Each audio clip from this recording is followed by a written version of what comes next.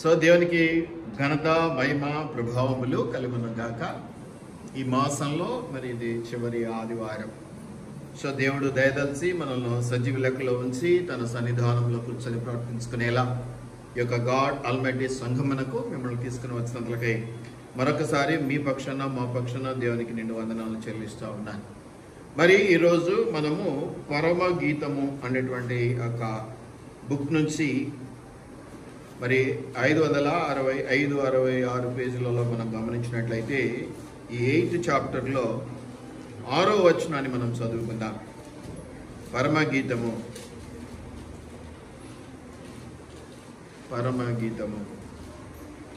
పరమగీతమును ఏమంటారు ఇంగ్లీష్లో? Song of song. Solomon రాసినాడు కదా, మంచి. సో 8వ అధ్యాయం 567వ పేజీలో ఉన్నది. 6వ వచనాన్ని మనం చదువుకుందాం. ప్రేమ మరణమంతా బలవంతమైనది, ఈర్ష్య పాతాళమంతా కఠోరమైనది, దాని జ్వాలలు అగ్ని జ్వాలా సమములు, అది యెహోవా పుట్టించు జ్వాల.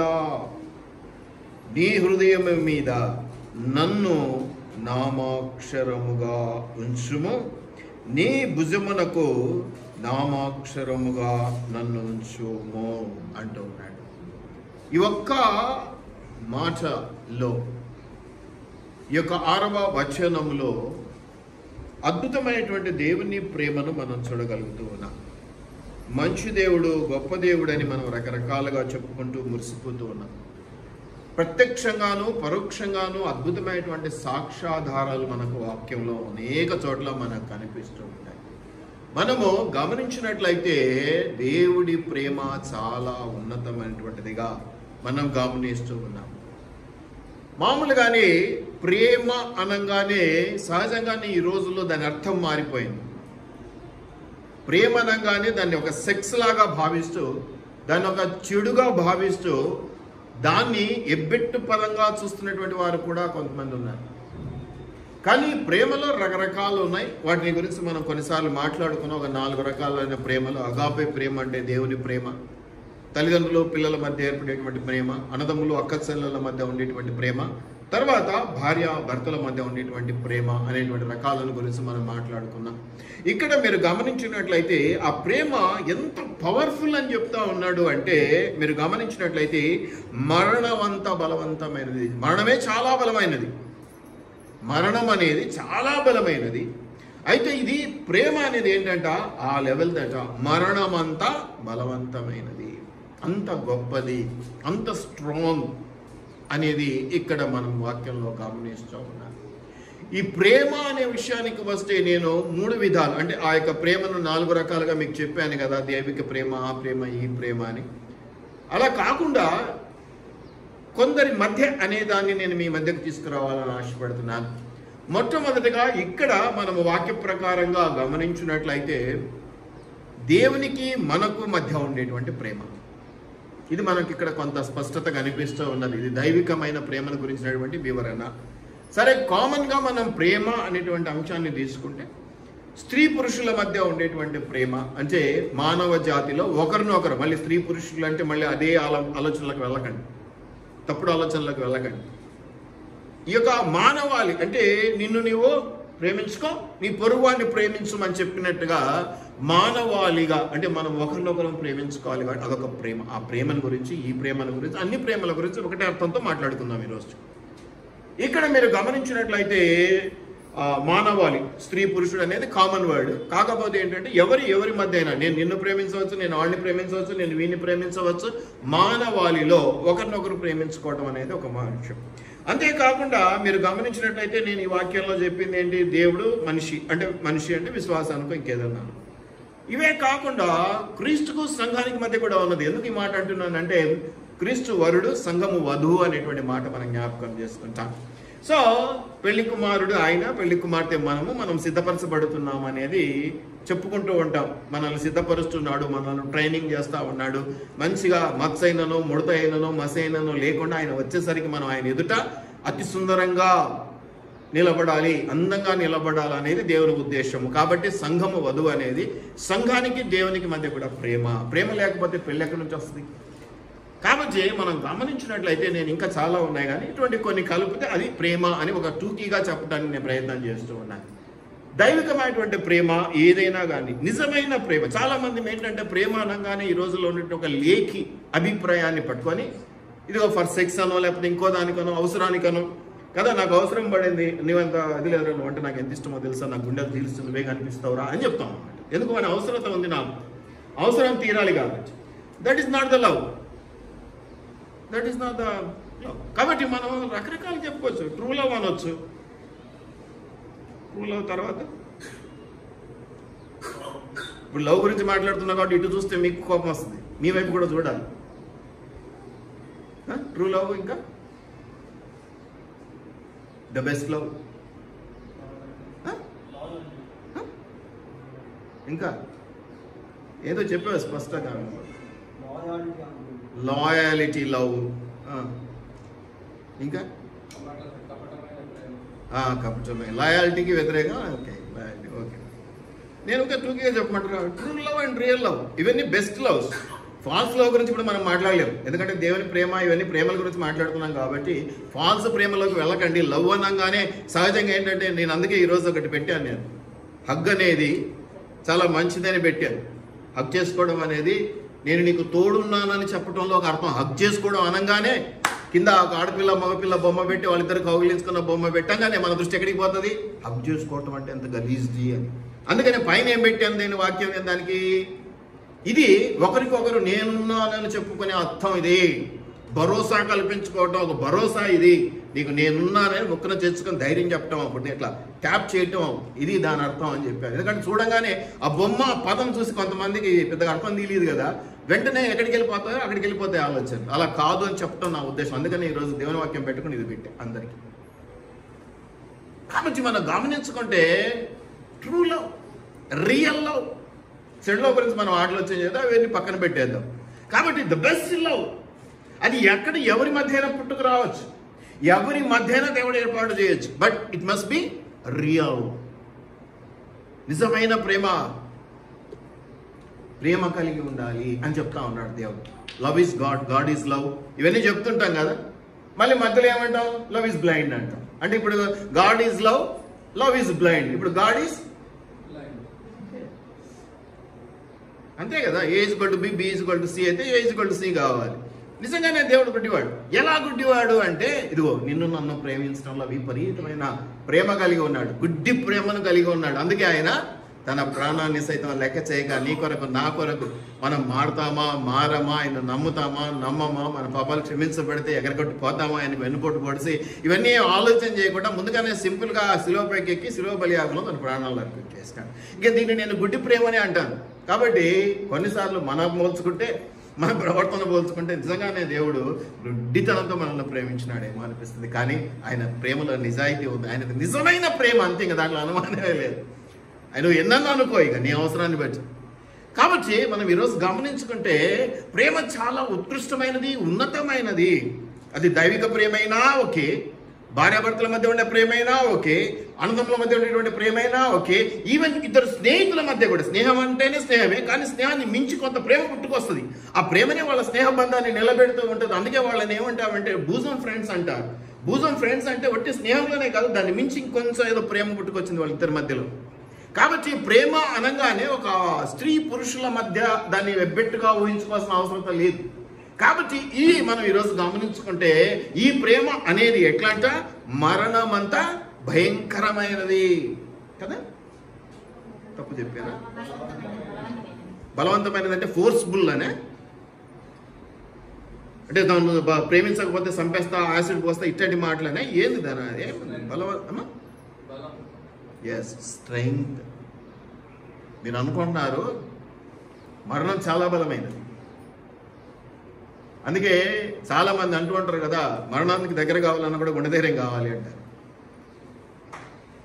అంత బలమైనదట ప్రేమ.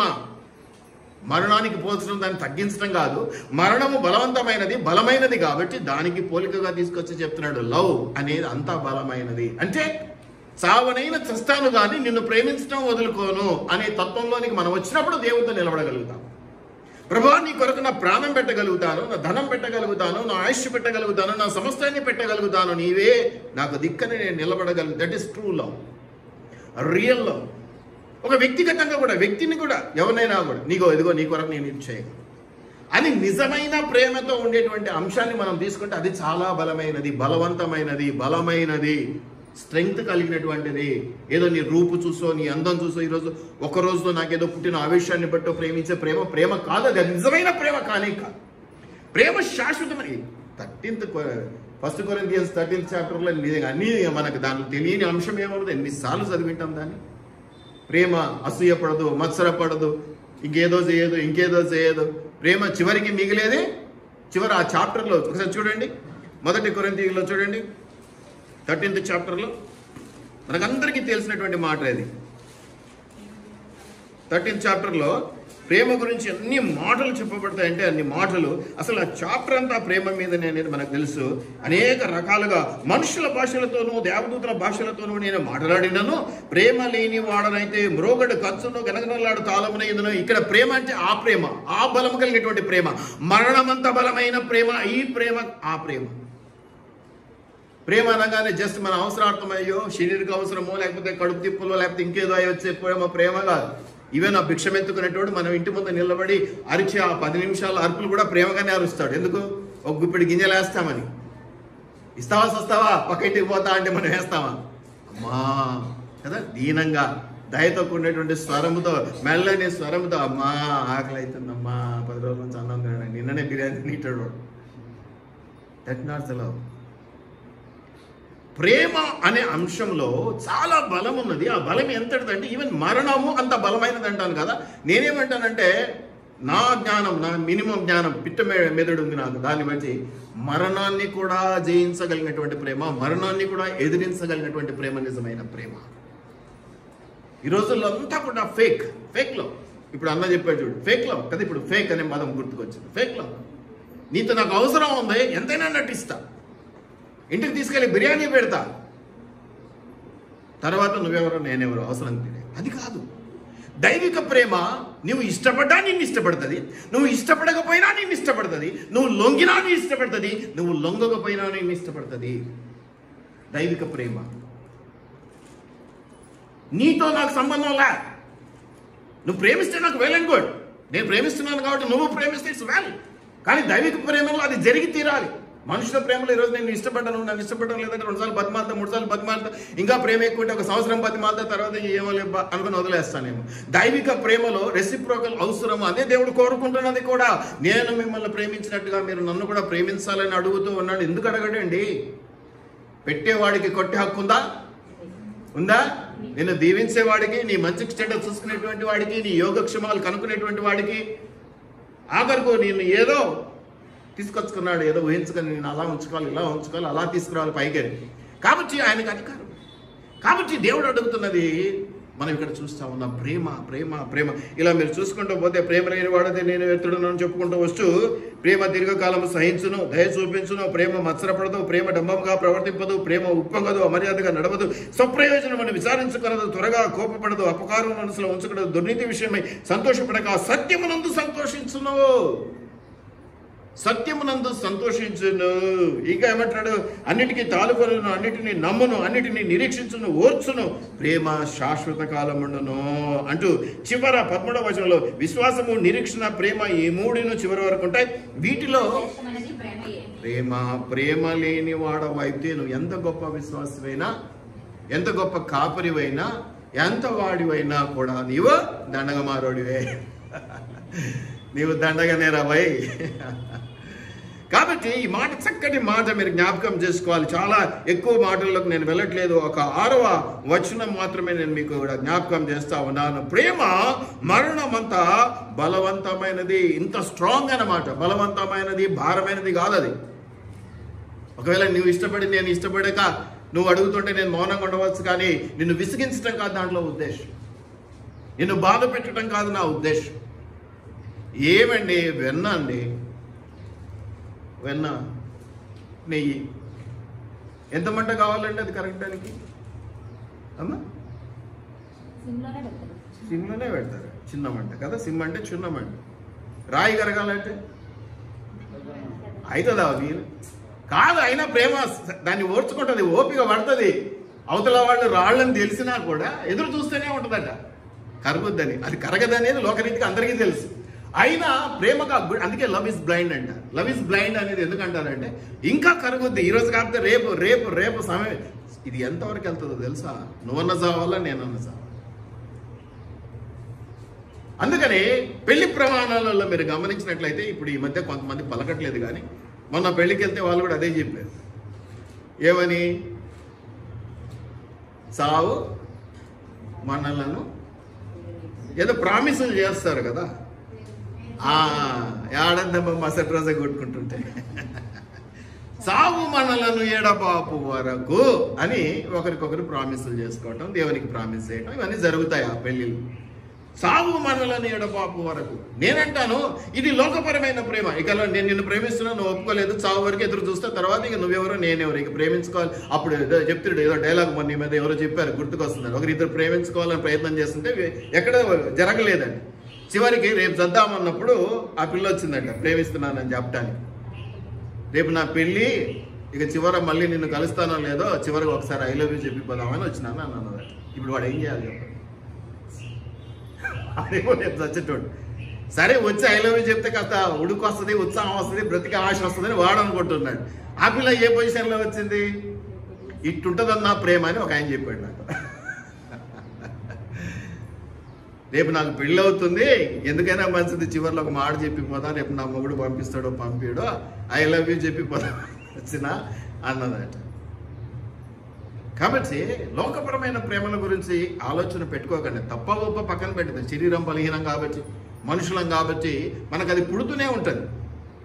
ఇప్పుడే పుట్టాలని లేదు, 10 రోజుల తర్వాత పుట్టచ్చు, లేదా లవట్ ఫస్ట్ సైడ్ లాగా ముందే పుట్టచ్చు. కానీ దైవిక ప్రేమ అలాంటిది కాదు. నువ్వు పుట్టక ముందే ఏర్పడింది. ఎప్పుడు? నిన్ను తల్లి గర్భంలో రూపింపక ముందే నిన్ను దేవుడు ఎరిగినాడు. అటువంటి దేవుడు నిన్ను ఎక్కడి దాకా ప్రేమిస్తూ ఉన్నాడు? మరణము వరకు కదా?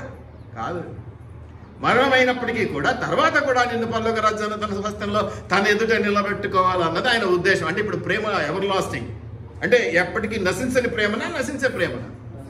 లోకపరమైన ప్రేమ ఇతరులు ఎవరో ఒకరు చచ్చిపోతే అయిపోద్దాడు, ఆశ చచ్చిపోతే అన్ని చచ్చిపోద్ది కదా. ఇవాళ ఎంత ముందొస్తున్నావురా అంటే రేపొద్దున పండు ఊడిపోయినాయి అనుకో, ఎట్లున్నావురా గాడిది అంటాం. అంతెందుకు చిమిడి ముక్కుతో కనిపిస్తే ముద్దు పెట్టుకో, మన పిల్లలు మనమే ముక్కు దుడుచుకారా అంట. అది నేను లవ్ అనే దానికి కంపేర్ చేయలేము దాన్ని. అది లవ్వే కాదన్నాను కానీ కంపేర్ చేయలేము దాన్ని, అంతే. కానీ దైవికమైన ప్రేమ నీవు తల్లి గర్భంలో రూపింపబడక ముందే నేను ఎరిగినటువంటి దేవుడు. అంటే అప్పటికే ఎప్పటికో పుట్టింది ఆయనకి. ఆ తర్వాత ఎప్పటి వరకు కొనసాగుతుంది? నీవు మట్టిలో కలిసిపోయినంత కాదు. ఎప్పటి వరకు?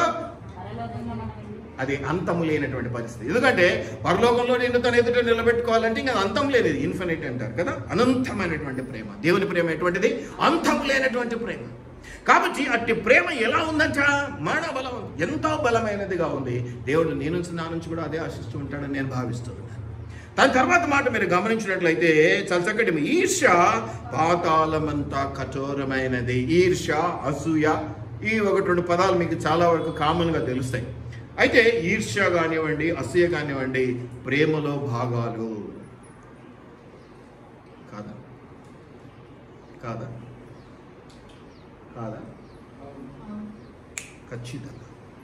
నేను ఇంతగానో నేను ప్రేమిస్తున్నాను, నాకు టైం ఇవ్వడానికి నీకు టైం లేదు, నువ్వు నా ఎదురుగా ఇంకొకరికి టైం ఇస్తే సహజంగానే నేను ఎట్లా ఫీల్ అవుతాను?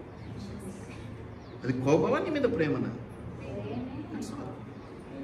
That's all. దేవుడు అదే అన్నాడు. ఏమన్నాడు ఆజ్ఞల్లో? నేను తప్ప దేవుడు ఉండకూడదు, పైన ఆకాశం అందే కానీ కింద భూమి అందే కానీ అన్న తర్వాత ఇంకేమన్నాడు?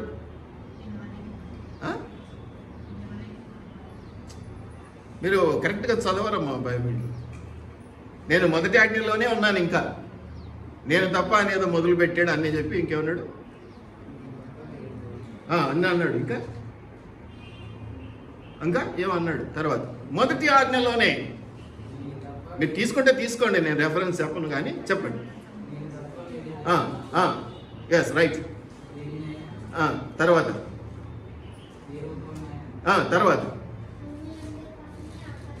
తర్వాత చెప్పిందే చెప్పకండి, తర్వాత అంటున్నానంటే దాటండి. నేను రోషము కలిగినటువంటి వాడును. నువ్వు అట్లా చేస్తే నాకు మండిపోద్ది. ఆ మాట ఉందా లేదా వాక్యంలో? నేను రోషము కలిగినటువంటి వాడును ఉందా లేదా? రోషం అనేటువంటి మాట ఇంగ్లీష్ బైబిల్లోకి వచ్చేసరికి జెలస్ అని ఉంటుంది. అంటే జెలస్ అంటే ఈర్ష్య, అసూయ అని మనం అనుకుంటాం. కానీ దేవుని దృష్టిలో అదేంది?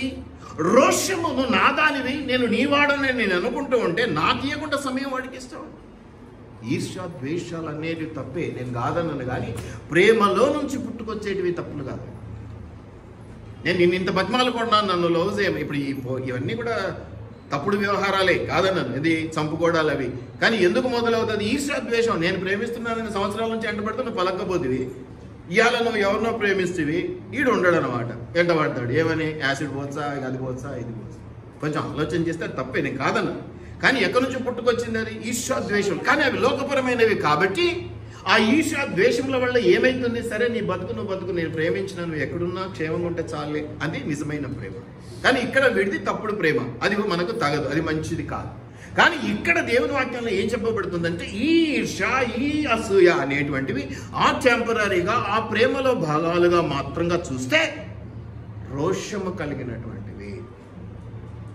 నేను నిన్నెంత ప్రేమిస్తున్నానో రోషముతో నువ్వు అంత నన్ను ప్రేమించు అని చెప్తున్నట్టుగా ఉంది నాకు దేవుడు. అది నేను నిన్ను విపరీతంగా ప్రేమిస్తున్నాను. నాకు ఏకైక కుమారుణ్ణి శిలువ బలిగా నీ పాపముల కొరకు, ఆయన పాపాల కొరకు కాదు కదా, ఆయన నిష్కలంకుడు, నిందారహితుడు, పాపరహితుడు కదా, నీ కొరకు నా కొరకు శిలువ బలిగా ఇచ్చాడంటే ఎంత ప్రేమ ఉన్నదో ఆ ప్రేమను నువ్వు రోషంగా తీసుకొని ఇంత నువ్వు నన్ను లవ్ చేసావు. నవ్వటానికి పనికొచ్చే మాటగా లేదా ఉన్న అనిపిస్తుంది, కానీ అది నవ్వుకోవడానికి కాదు. నేను ఇంత ప్రేమిస్తున్నాను, నువ్వు నన్ను అంతే ప్రేమించు, ఇంకా ఎక్కువ ప్రేమించని ఎవరైనా అడిగితే సెల్ఫే అంటాం మనం. నిన్ను యాక్సెప్ట్ చేయడమే నాకు తలనొప్పి, మళ్ళీ దాన్ని ఇంకా ఎక్కువగా ప్రేమించి చూపించమంటున్నావు, ఇంకా అయ్యే పని కాదని. కానీ దేవుడు అది కోరుకుంటున్నాడేమో అనిపిస్తుంది నాకు. ఎందుకంటే నేను రోషము కలిగినటువంటి వాడను అంటే ఉన్నాడు. రోషము కలిగినటువంటి వాడు ఎవడైనా, సత్యవంతుడు ఎవడైనా, యథార్థవంతుడు ఎవడైనా ఓర్చుకోవడం చాలా కష్టం. యథార్థవాది లోక విరోధి వాడు ఎక్కడ ఇమ్మడలేడు అంటారు కదా, అట్లాగా దేవుడు కూడా నేను ఇంతగా నిన్ను ప్రేమిస్తున్నాను కాబట్టి నన్ను అంతగా ప్రేమించు అంటారు. ఇంతగా అంతగా తప్పేమన్నా ఉందా అంటే కోరుకుంటున్నాను.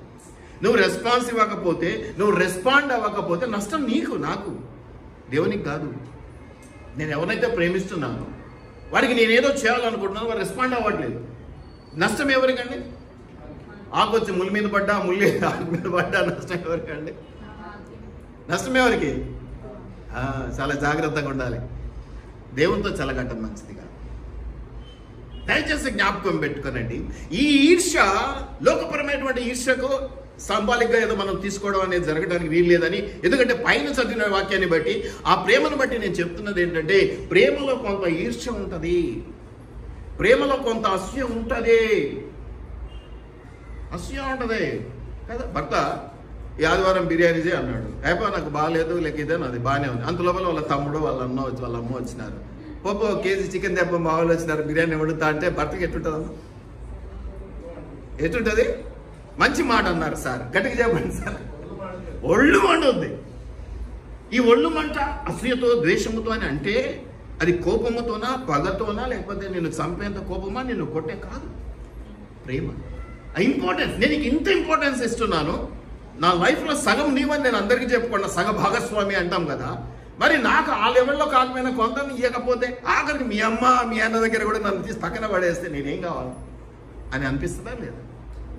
కాబట్టి అక్కడ అసూయ, అక్కడ ఈర్ష్య లోకపరమైన వాటికి పోలికగా తీసుకుని. ఎందుకంటే ప్రతి పదానికి ఆ పదం ఉండే చోటు కూడా చాలా ముఖ్యం. నేను ఇక్కడ నిలబడి చెప్తే ఒకటి, అక్కడ నిలబడి చెప్తే ఒకటి, పెంటకుప్ప దగ్గర నిలబడి చెప్తే ఒకటి మారిపోవచ్చు మాటకు. ఎందుకంటే స్థల ప్రభావం ఉంటుంది. మొన్న ఒక ఆయన చెప్తా ఉన్నాడు, వజ్రం ఎంత మంచిదైనా సికింద్రాబాద్ రైల్వే స్టేషన్ దగ్గర లైన్లో కూర్చొని కూరగాయలు అమ్ముతుంటారు, పళ్ళు అమ్ముతుంటారు.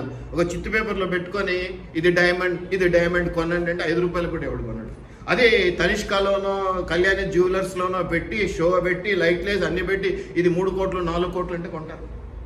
కాబట్టి నువ్వు వజ్రం వంటి వాడు అయినా, వజ్రం లాంటి మాటలైనా, అదేదో ఎక్కడో పోస్తేనే అది అవుతుంది అంటారు కదా, అట్లా నువ్వు ఈర్ష్య అనగానే చెడ్డది, ప్రేమ అనగానే ఆ బొమ్మలు, ఆడమ్మగా బొమ్మ, కౌగిలించుకున్న బొమ్మ పెట్టగానే అని నీకై నువ్వు డిసైడ్ అయితే అది ఎవడేం చేయలేడు. నీ బుర్ర పాడైపోయింది, అది పురుగు పట్టింది కాబట్టి ఇంకా నీకు అదే ఆలోచన ఉంటుంది. కాబట్టి దాంట్లో కూడా శ్రేష్టత చూడగలిగినటువంటి వాడు, దాంట్లో కూడా పవిత్రత చూడగలిగినటువంటి వాడు, దాంట్లో కూడా మేలు చూడగలిగినటువంటి వాడు ఇదిగో నిజమైన ప్రేమికుడు. అది ఎవరు? మొట్టమొదట మనకు ఆదర్శంగా మన దేవుడు నిలబడ్డాడు, మన యేసయ్య నిలబడ్డాడు, వాళ్ళు చేసి నిరూపించారు. అట్టి ప్రేమతో నువ్వు నిలబడాలి, నింపబడాలని దేవుడు కోరుకుంటూ ఉన్నాడు. అది నా ఈ టాపిక్ ఈరోజు. అట్టి ప్రేమతో నువ్వు నేను నిలబడాలి, అట్టి రెస్పాండ్ రావాలి. ఎంతకాలం మౌనంగా ఉంటావు అంటే, మౌనంగా ఉండడం కంటే నో అని చెప్తే అయిపోయాయి అనుకుంటే ఇది బెటర్ కదా ఆన్సర్. దేవుడు నిన్ను ప్రేమిస్తున్నాడు అంటే, నేను ప్రేమించడానికి 10 రోజులు పడుతుంది, 20 రోజులు అంటే నేను దాగలేను అన్నాడు, అయితే వద్దుపో అనేస్తే అయిపోయాయి కదా. అంతేనా సార్? దేవుడిని అట్లా అనొచ్చు. మనుషులు అంటాం కదా, ఎంతకాలం విసిగిస్తావు, ఫోన్ అయినా నీ వద్దు, నీ ప్రేమ వద్దని. కాదు, నీ వీలు కాదు దేవుని. ఎందుకంటే ఎక్కడైనా మనకు ఇప్పుడు ఏ దిక్కు లేకపోతే దేవుడి దిక్కు. మరి దేవుడితోనే పెట్టుకొని దేవుడినే వద్దంటే మళ్ళీ మనకు సాధ్యమా? ఆయన దగ్గరికి వెళ్ళి మొరపెట్టుకోవటం?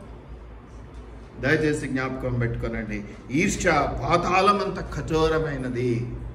అసూయ అది కోపం, అంత ద్వేషం వచ్చేస్తుంది. నేను ఇంతగా ప్రేమిస్తే, మరి ఈరోజు ప్రేమైనటువంటి దేవుని బిడ్డలారా, దేవుడు అంతగా నిన్ను ప్రేమిస్తే, దేవుడు ఇలాగా నీవు దేవునికి రెస్పాండ్ అవుతే, నువ్వు అసూయతో కానీ లేకపోతే ఏదైనా సరైన రీతిలో రెస్పాండ్ కాకపోతే దేవుడికి ఎంత కోపం రావాలి నీ మీద. నీ రెస్పాన్స్ సరిగా లేకపోతే, ఒక మనిషిని నేనే ఒక 4 సంవత్సరాలు 5 సంవత్సరాలు ఎవరైనా బడి రెస్పాన్స్ సరిగా లేకపోతే కోపం బీపీ పెరుగుతా ఉండి ఎవడు చెప్పుకున్నా అదేం పిల్లరా నాయన సంవత్సరాల తరబడి ఎంటబడిన ఉలకదో పలకదా అనుకుంటూ ఉంటాం. అంతేనా?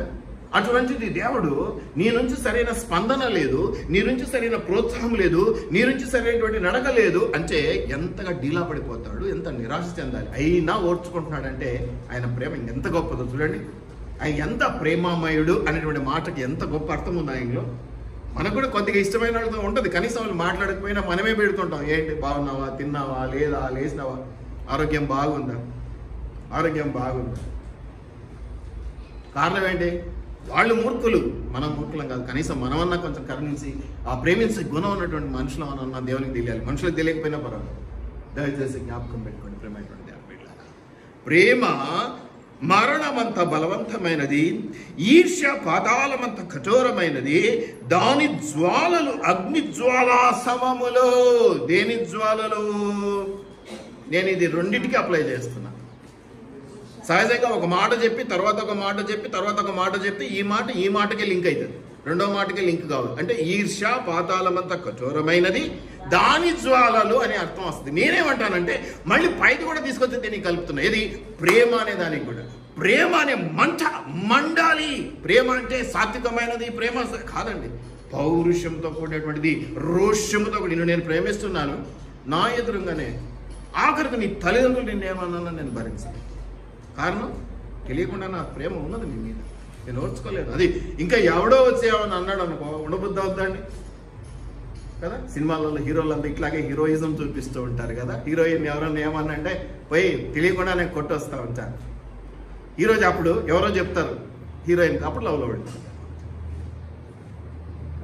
దయచేసి జ్ఞాపకం, అగ్ని జ్వాలు దహించజ్ఞ దేవుడు. మన దేవుని పేరేంటి? ఒక పేరు ఉందిగా, ఏంటి ఆయన? దహించలేనటువంటి వాడు. అగ్ని జ్వాలలో అంతకంటే గొప్పనేటువంటి పవర్ఫుల్ ప్రేమ ఆయనది. ఆయన ఈర్ష్య అంటే ఆయన అలా అనుకోవడం, నన్ను ప్రేమించినంతగా నేను కూడా ప్రేమిస్తున్నాను కాబట్టి నన్ను ఇలాగా ప్రేమించాలి అనుకోవడం కూడా తప్పు కాదు. అది కూడా ఏ లెవెల్లో ఎక్స్పెక్ట్ చేసే అవకాశం ఉంది తెలుసా? ఇదే లెవెల్లో.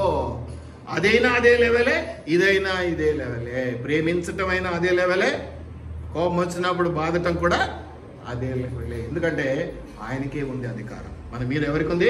ప్రేమించేవాడికి. నా ప్రేమ స్వచ్ఛమైనది, నా ప్రేమ నిజమైనది.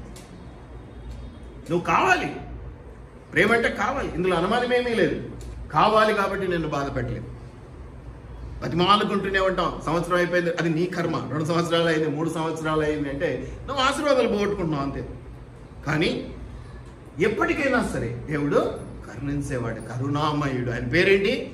కరుణామయుడు, ప్రేమామయుడు, దయామయుడు కదా. ఇలాంటి ఎన్నో మాటలు మనం చూస్తూ ఉన్నాం. దాని జ్వాలలు అగ్ని జ్వాల సమములు. అది నీ నుంచి వచ్చేది కాదు, మళ్ళీ ఎక్కడి నుంచి వస్తుందట?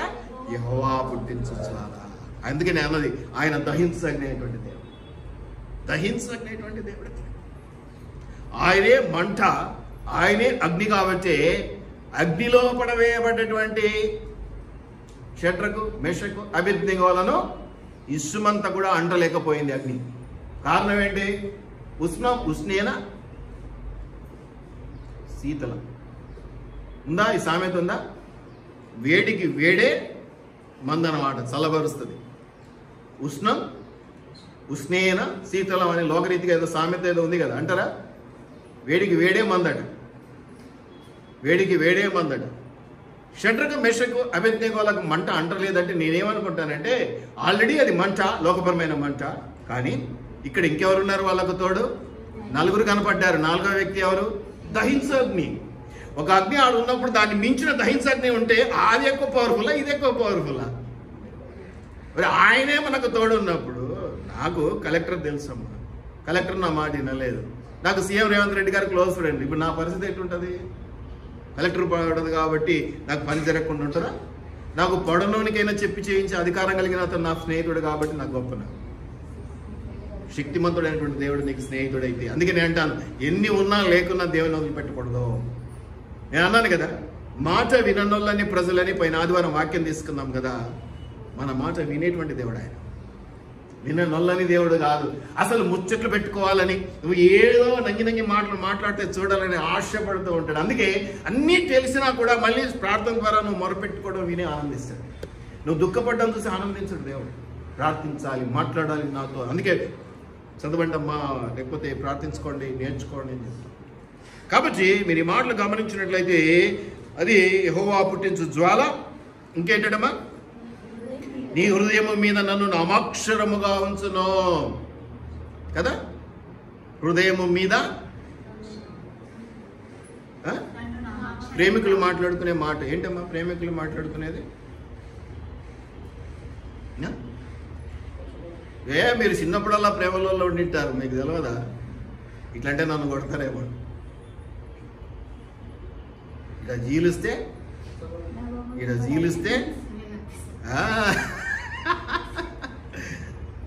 హృదయం మీద నామాక్షరముగా లెక్కించుకున్నటువంటి పరిస్థితి. దేవుడు అలాగే నిన్ను రాయించుకున్నాడు. ఆయన హృదయంలో మనకు స్థానం ఇచ్చినాడు. మన హృదయంలో ఆయనను నామాక్షరంగా ఉంచుకోవాల్సిన బాధ్యత మన మీద ఉన్నది. ఒక నచ్చిన అమ్మాయి కదా, గబక్కిన ఇప్పుడు ఎంత టాటూస్ కొట్టించుకుంటున్నారు. ఆ ప్రేమ ఫెయిల్ అయితే అది ఎట్లా జరుపుకుంటారో, అది చెరిపేసుకోవడం ఎంత కష్టమో మనకు తెలియదు. ఇప్పుడు ఈజీనేనా? స్టిక్కర్లు వేసుకొని మోసం చేస్తున్నారేమో ఒకరినొకరు. దేవుని దగ్గర అది వీలు కాదు. హృదయంలో నామాక్షరం. ప్రేమ, నిండైన ప్రేమకు గుర్తులు అవి. ఇప్పుడు అవన్నీ వెకిలిగా మారిపోయాయి. కానీ నిజంగానే పాత రోజులు 20 సంవత్సరాలు 30 సంవత్సరాల్లో కూడా ఈ రుచి ఉండింది. ప్రేమలో ఈ బంధాలు ఉండినాయి, ఈ గట్టితనం ఉండింది, ఈ పవర్ ఉండింది. ఒక్కరు ప్రేమించారు అంటే అమ్మాయి కోసం ప్రాణం పెట్టేటువంటి పరిస్థితి, అట్లాగే అబ్బాయి కోసం ప్రాణం పెట్టేటువంటి అమ్మాయిల పరిస్థితి మేము చూస్తూ ఉండింది. ఈ రోజుల్లో అట్లాగా కష్టంగా ఉందా? సరే, ఈరోజు నువ్వు రాకపోతే ఇంకొకటి బండి మీద పోతా అని చెప్పి రకాలే తయారైనారు. దయచేసి జ్ఞాపకం పెట్టుకోండి ప్రేమ దేవుని బిడ్డలారా. లోకపరంగా ఇవన్నీ మనం జోకులేసుకున్నా దేవుని ప్రేమ స్వచ్ఛమైనటువంటిది, శ్రేష్టమైనటువంటిది. అది ఎటువంటిదట? అగ్నిజ్వాల వంటిది. అందుకని ఏమంటాడు? హృదయమున మీద నన్ను నామాక్షరముగా ఉంచుము, నీ భుజమునకు. ఈ భుజమునకు నామాక్షరం అంటే అర్థమవుతుందా మీకు? అర్థమవుతుందా? ఇప్పుడు మిలిటరీ తీసుకోండి, పోలీస్ డిపార్ట్మెంట్ తీసుకోండి. ఇప్పుడు ఆయన ఎస్ఐ క్యాడరు, ఈయన ఏఎస్ఐ క్యాడరు, ఆయన ఎస్పీ క్యాడర్ అని వాళ్ళ టోపీలు వాళ్ళ డ్రెస్ను బట్టి కొంత తెలుస్తుంది, పర్వాలేదు. కానీ ఇంకా తేడా ఏంటి? స్టార్, మీ భుజం మీద ఉండేటువంటి స్టార్. ఈవెన్ మిలిటరీలో కూడా అదే. ఇక్కడ ఏమని చెప్పబడుతోందండి? నీ భుజమునకు నామాక్షరముగా నన్నుంచుము.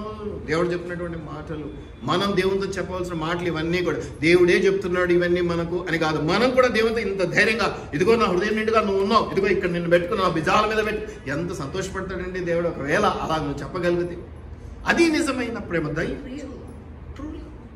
The best love. Fake love కాదు, అవసరార్థమై ఉపయోగించినటువంటి ప్రేమ అసలే కాదు. నేను నిన్ను ఇష్టపడుతూనే ఉంటాను. ఎప్పటి వరకు ఇష్టపడతాను? నువ్వు ఒప్పుకునే వరకు. ఒకవేళ అంతలోపలే నేను చనిపోయాను అనుకో, వెళ్ళండి కూడా, no problem, no problem, no problem.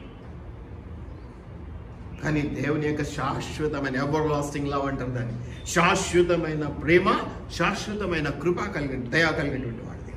అట్టి దేవుని ప్రేమించడంలో కానీ, అట్టి దేవుని పౌరుషంగా స్వీకరించడం, రోషం అంటే పౌరుషం కూడా అనొచ్చు మనం, రోషముగా స్వీకరించడం, పౌరుషంగా స్వీకరించడం. దేవుడు అదే అడుగుతున్నాడు ఈరోజు నన్ను, నేను ఇంతగా నిన్ను ప్రేమిస్తున్నాను, నన్ను అంతగా ఆ లెవెల్లో నువ్వు ప్రేమించలేవా? ప్రేమించగలం, మనసు పెడితే ఏదైనా చేయగలం. ఈరోజు ఒక 10 నిమిషాలైనా బైబిల్ చదివారా అంటే ఎవరు ఏం పలకట్లేదు. నిజమే, మీరు పొద్దున లేచిన నుంచి మీ కష్టాలు మీకున్నాయి, పనులకు కానీ పనులు లేని వారి గురించి ప్రతి ఒక్కరికి అది ఉండకపోవచ్చు కదా. యవనస్తులు ఉన్నారు,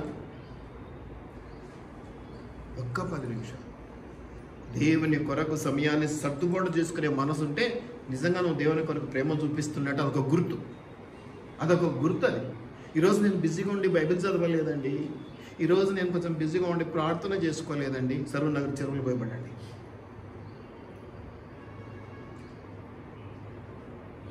ఈత వచ్చినాడు, ఈత కొట్టడానికి ఎంతగా దేవుణ్ణి తృణీకరించడం అంటాను నేను. అంత పెద్ద మాట వాడకూడదు, కానీ మీకు అది అర్థమైతే లేదో చిన్నపిల్లలు. తృణీకరించడం అంటే వద్దుపో అనడం.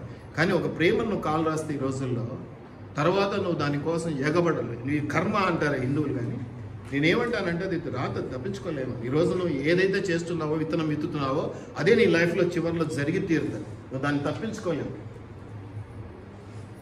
నువ్వు ఎలా మిర్చి పంట వేసి చింతకాయలు కోస్తానంటే కుదరదు. నువ్వు ఎలా వేసిన మిర్చి పంట, ఆ కారం నీకు లైఫ్లో ఎప్పుడో, ఈరోజు ఇంత తోసివేస్తున్నావు అవతల మనిషిని, రేపొద్దున నీవు అదే స్థితికి వస్తావు ఖచ్చితంగా. ఖచ్చితంగా దేవుడు అది పెట్టి తీరుతాడు. మన అనుభవం కోసం అన్నా దాన్ని తీసుకొస్తాడు మన లైఫ్లోకి. అందుకే జాగ్రత్త జాగ్రత్త జాగ్రత్త, దీపం ఉండగానే చక్కబెట్టుకోండి, బాగుండండి అని చెప్తూ ఉంటాం. దయచేసి జ్ఞాపకం పెట్టుకోండి, నీ హృదయం మీద నన్ను నామాక్షరముగా ఉంచుము, నీ భుజమునకు నామాక్షరముగా నన్ను ఉంచుము అంటే అంత గొప్పగా దేవుడి దీవెన ఉంటున్నది అనేది మన జ్ఞాపకం. యాక్చువల్గా 7వ మాట కూడా కలుపుదాం అనుకున్నాను, వాక్యం కూడా, కానీ ఎందుకో కల్పబుద్ధి కాలేదు. అగాధ సముద్ర జలము ప్రేమను పజాలదు, నదీ ప్రవాహములు దాని ముంచివేజాలవు. ఇది నేను చదవదలుచుకోలేదు, మీరే చదవండి. తన స్వాస్థ్యమంతా ఇచ్చినప్పటికీ నీకు నా సర్వస్వం ఇస్తానే తల్లి, అరే బాబు నీకు నేను నా సర్వస్వం ఇస్తానే రా నాయన అంటే ఏమైతుందంటే, ఒక్కరు చదవండి, ఒక్కరు గట్టిగా. అందుకే నేను చదవన్నాను,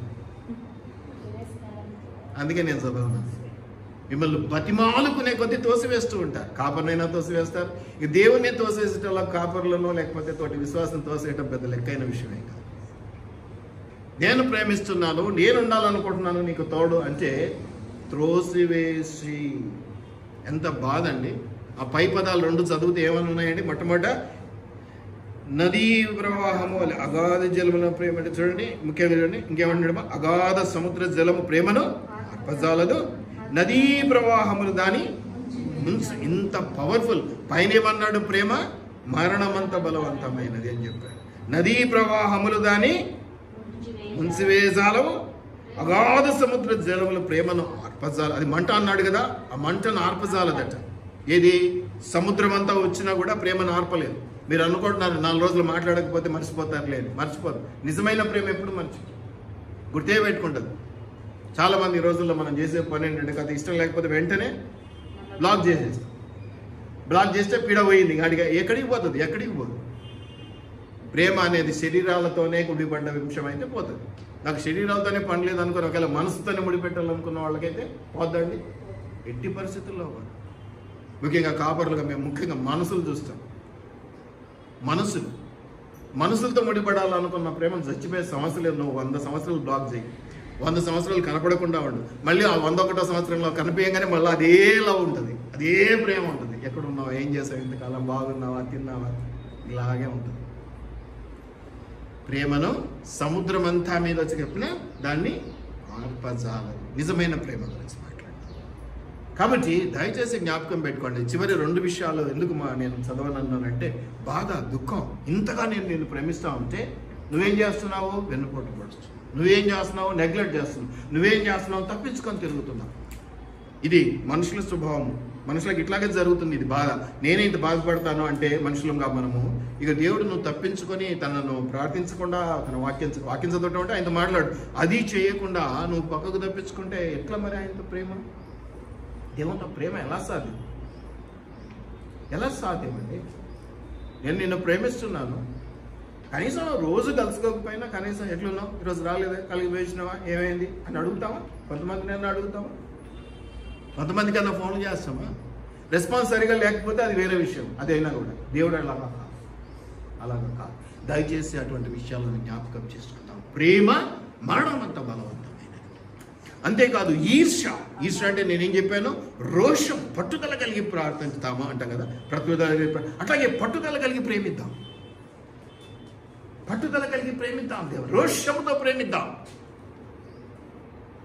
రోషముతో, పట్టుదలతో. కనిపించే అవసరాలు తీరుస్తేనే ప్రేమ అంటే అది నిజమైన ప్రేమ కాదు. దయచేసి వీటిని జ్ఞాపకం. నీ విజయమునకు నామాక్షరముగా నుంచుము. ఆ తర్వాత ఇంకా చెప్తాడు, అగాధ సముద్ర ప్రేమ అర్పజాలు, నదీ ప్రవాహం దాన్ని ముంచివేసాలు, ప్రేమకై ఒకడు తన స్వాస్థ్యమంతయు ఇచ్చినను. ఈ రోజుల్లో జరిగేది ఏంటంటే, నా సమస్తాన్ని నీ కొరకు ఇవ్వడానికి సిద్ధంగా ఉన్నాను అని మనం చెప్పినా కూడా అవతల పార్టీ ఏం చేస్తుందంటమ్మా? ఇచ్చినాను అలవాటు గట్టిగా చెప్తున్నారు. తిరస్కారమే దొరుకుతుంది. కాబట్టి వేదన, దుఃఖం మనుషులకు ఉంటుంది. ఎవరినైనా మనం అంతగా ఇష్టపడినప్పుడు వాళ్ళు కనీసం పలకరింపు కూడా లేకుండా పక్కకి వెళ్తే ఎంత బాధ అనిపిస్తుంది. బంధువులు, స్నేహితులైనా కూడా ఏంటి వానికి నేను అంత చేశానా, వాడు చూడు ఈరోజు నాతో మాట్లాడమే లేదని బంధువులు ఈ పెళ్లిళ్ళ దగ్గర, చావుల దగ్గర అంతా అయిపోయినాక తిని కూర్చుంటారు చూడు. అప్పుడు మొదలైతే ఎప్పుడో కనపడినోడు కనిపిస్తాడు, చూసినావో వానికి అంత చేసినవాడు పలకలేకుండా పోతున్నాడు చూడ మొదలైతుంది. గొడవలు కదా. ఖచ్చితంగా చిన్నదో పెద్దదో అదొక ముచ్చట. దయచేసి జ్ఞాపకం పెట్టుకోండి. తిరస్కార ప్రభావం ఉంచుకోవద్దు. ప్రేమ నీకు ఎప్పటికీ మేలునే చేస్తుంది. లోకపరమైనది లేకపోతే ఇట్లా యవనస్తులు అవి నేను అంటాం. మెచ్యూరిటీ మైండ్ మనకున్నది. దేవుడు మనకి ఇచ్చాడు. ఆ మైండ్ ఇచ్చాడు, అవగాహన ఇచ్చాడు, ఆనందం ఇచ్చాడు. శరీర అవసరతలు ఉంటాయి. శరీర అవసరతలే కదా, మానసిక అవసరతలు సైతం ఉంటాయి. నన్ను ప్రోత్సహించేవారు ఉండాలి, నన్ను భుజాన్ని తట్టే వాళ్ళు ఉండాలి. ఇవన్నీ ప్రేమతోనే సాధ్యం. శారీరకంగానే కాదు, కడుపు కింద అన్నం పెట్టేటోళ్ళు కూడా కావాలి కదా, ఎలా ఉన్నామని అడిగేటోళ్ళు కూడా కావాలి. కానీ వీటన్నిటికీ మించినది దైవికమైన ప్రేమ. ఆయన నిన్ను ప్రేమిస్తున్నాడు. తన యొక్క స్వరక్తం ఇచ్చి నన్ను పాపక్షమాపణ విడుదల కలెక్ట్ చేసి కొన్నాడు. ఆయన విలువైన అమూల్యమైన రక్తం ఇచ్చి కొన్నాడు. ఏమిచ్చాడు? నువ్వు 10 పైసలు ఇస్తేనే విడిపోతే నా 10 పైసలు మళ్ళీ నాకు ఎప్పుడు ఇస్తావాడు? దేవుడు అమూల్య రక్తాన్ని నీ కొరకు కార్చి నిన్ను కొన్నాడు. మరి ఈ రోజు నువ్వు ముఖం చాటేస్తే, తిరస్కరించి పక్కకి వెళ్ళిపోతే, తన ఆస్తినంతయు, తన సమస్తమును ఇచ్చాడు, తన కుమారుని ఇచ్చాడంటే నేనేమంటానంటే ఇది దేవునికి అప్లికే చేసుకుంటే సమస్తాన్ని ఇచ్చాడు. ఆయన ఉన్న ఏకైక కుమారుని మన కోసం ఇచ్చాడు. నువ్వేమో తిరస్కరించి పక్కకి వెళ్ళిపోతున్నావు. తిరస్కరించి లేదండి నేను చర్చకు వచ్చాను, కూర్చున్నాను, నిజమే. కానీ అవగాహన, అండర్స్టాండింగ్ ఎలా ఉంది నీకు దేవునికి మధ్య? ప్రేమ చాలా పవర్ఫుల్. ఊరికే పుట్టదు. అమ్మ ఇట్లా అని ఒక మనిషిని పలకరీయటం అంత ఈజీ కాదు. కోట్ల మంది ఉన్నారు ఈ రోజుల్లో. కోట్ల మందిలో నువ్వు తప్పితే నీకంటే అందమైన వాళ్ళు మస్తు తప్పుతారు. సెల్ బై సెల్ అని వెళ్ళి ట్రై చేసుకుంటూ కూర్చోవచ్చు.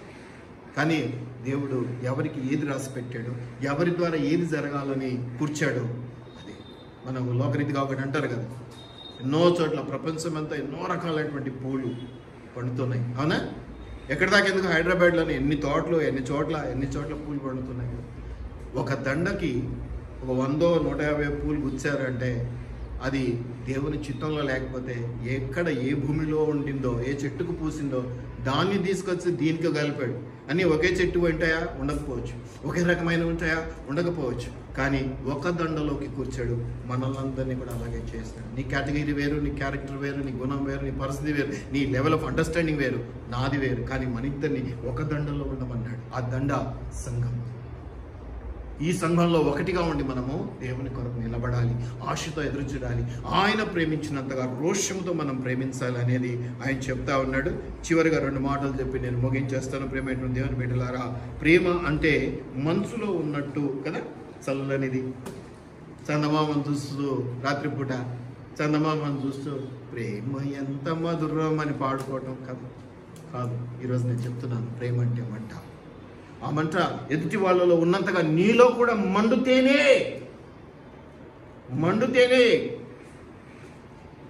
వెల్డింగ్ చేయాలి. ఈ పక్క ఇనుము పెట్టుకొని ఆ పక్క కర్ర పెట్టుకొని నేను వెల్డింగ్ చేయాలంటే కుదరదు. రెండు సమఉజ్జీలు కావు. కయ్యానికైనా ఇయ్యానికైనా గట్టిగా చెప్పుతారా? సమఉజ్జీలు కావు.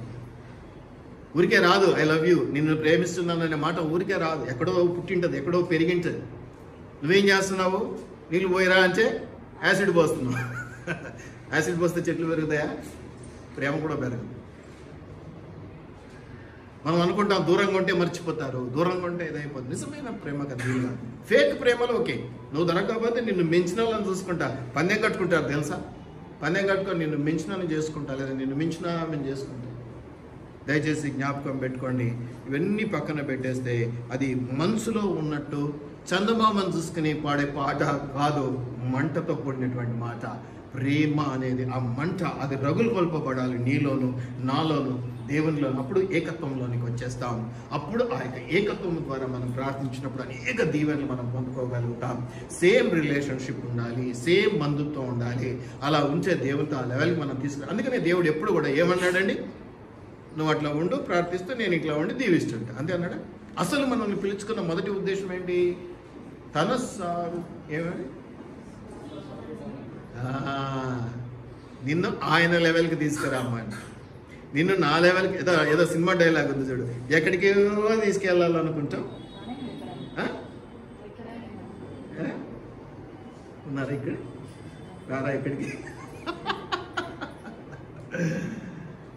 అలా ఉండకూడదు. దేవుడు ఎక్కడికి తీసుకెళ్ళాలనుకున్నాడు, దేవుడు ఎలాంటి స్థానంలో ఉంచాలనుకున్నాడు. అది చిన్నదా పెద్దదా, నాట్ వెరీ అబౌట్ దాని గురించి. దేని స్థానపు విలువ దానిదే. దేని స్థానం, ముసలికి నీళ్ళలో స్థానం బలం ఉంటుంది, బయటకు వస్తే. దయచేసి జ్ఞాపకం పెట్టుకోండి ప్రేమైనటువంటి దేవుని బిడ్డలారా, మనసులో ఉన్నట్టు కాదు, మంటల్లో ఉన్నట్టు ఉండాలనేది నా మాట. దాన్ని జ్ఞాపకం పెట్టుకోండి. రొటీన్ లవ్ కూడా కొంతమందికి ఉంటుంది. రొటీన్ లవ్ అంటే క్యాజువల్ లవ్, తర్వాత common love, simple love. Routine అనమాట. ఇప్పుడు అన్నం పెట్టావా, ఇప్పుడు ఇది ఇచ్చావా, ఇది రొటీన్ అనమాట. రొటీన్ అంటే ఏమంటారు దాన్ని తెలుగు? రొటీన్గా నడిచిపోతూ ఉంటుంది. అది కూడా ప్రేమ అనుకునేటువంటి పరిస్థితుల్లో ఉన్నారు యవనస్తులు, కానీ అది ప్రేమ కాదు. నువ్వు కనపడినా కనపడకపోయినా, నీకు ఇష్టం ఉన్నా లేకపోయినా, నువ్వు ఒప్పుకున్నా ఒప్పుకోకపోయినా, నిరంతరం నీ కోసం కనిపెట్టుకుని ఉండేటువంటి మనసు ఒకటి ఉంటుంది. శరీరం కాకపోవచ్చు, శరీరం నీ దగ్గరికి రావాలని ఆశపడవచ్చు, నేను చూడాలని ఆశపడవచ్చు. ఏదో చెప్తాడు కదా ఆయన, అరే మీ వాడు కనపడలేదు ఆ శాంతంలో, ఒకసారి వచ్చి కలిసిపోమని చెప్పి అంటుంటారు కొంతమంది పెద్దలు. ఏంటది? ప్రేమ, అఫెక్షన్. అట్లాగా ఉంటుంది కొంతమందికి. ఏమో రాలేదా మీ వాడు, రాలేదా ఏమో వచ్చినాడు హాలిడేస్కి, ఒకసారి తీసుకురాకూడదు చర్చికి. ప్రేమ. వాడు వచ్చి నాకు చేసేది ఏం లేదు, ఆమె వచ్చి నాకు చేసేది, నేను ఆమెకు చేసేది ఏమనకపోవచ్చు. దయచేసి జ్ఞాపకం పెట్టుకోండి. ఎందుకు అడుగుతామంటే మీరు దాన్ని కూడా మిస్అండర్స్టాండ్ చేసుకోవాల్సిన అవసరం లేదు.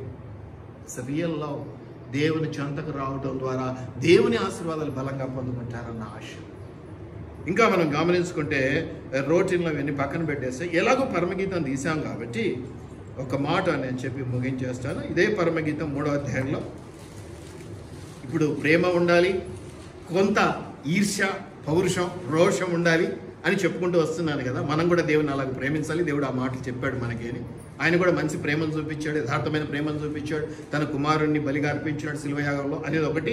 తర్వాత నేను రోషం కలిగినటువంటి వాడిని అన్నాడు. రోషం అంటే మనము అదే ఆ లెవెల్లో మనం కూడా దేవుని రోషంగా ప్రేమించాలి అని చెప్పుకుంటూ వచ్చాను కదా. దాని తర్వాత 3వ అధ్యాయంలో 6, 7, 8 ఒకసారి చదువుతారు ఎవరైనా? ఈ మాటతో మనం ముగించేసుకుందాం.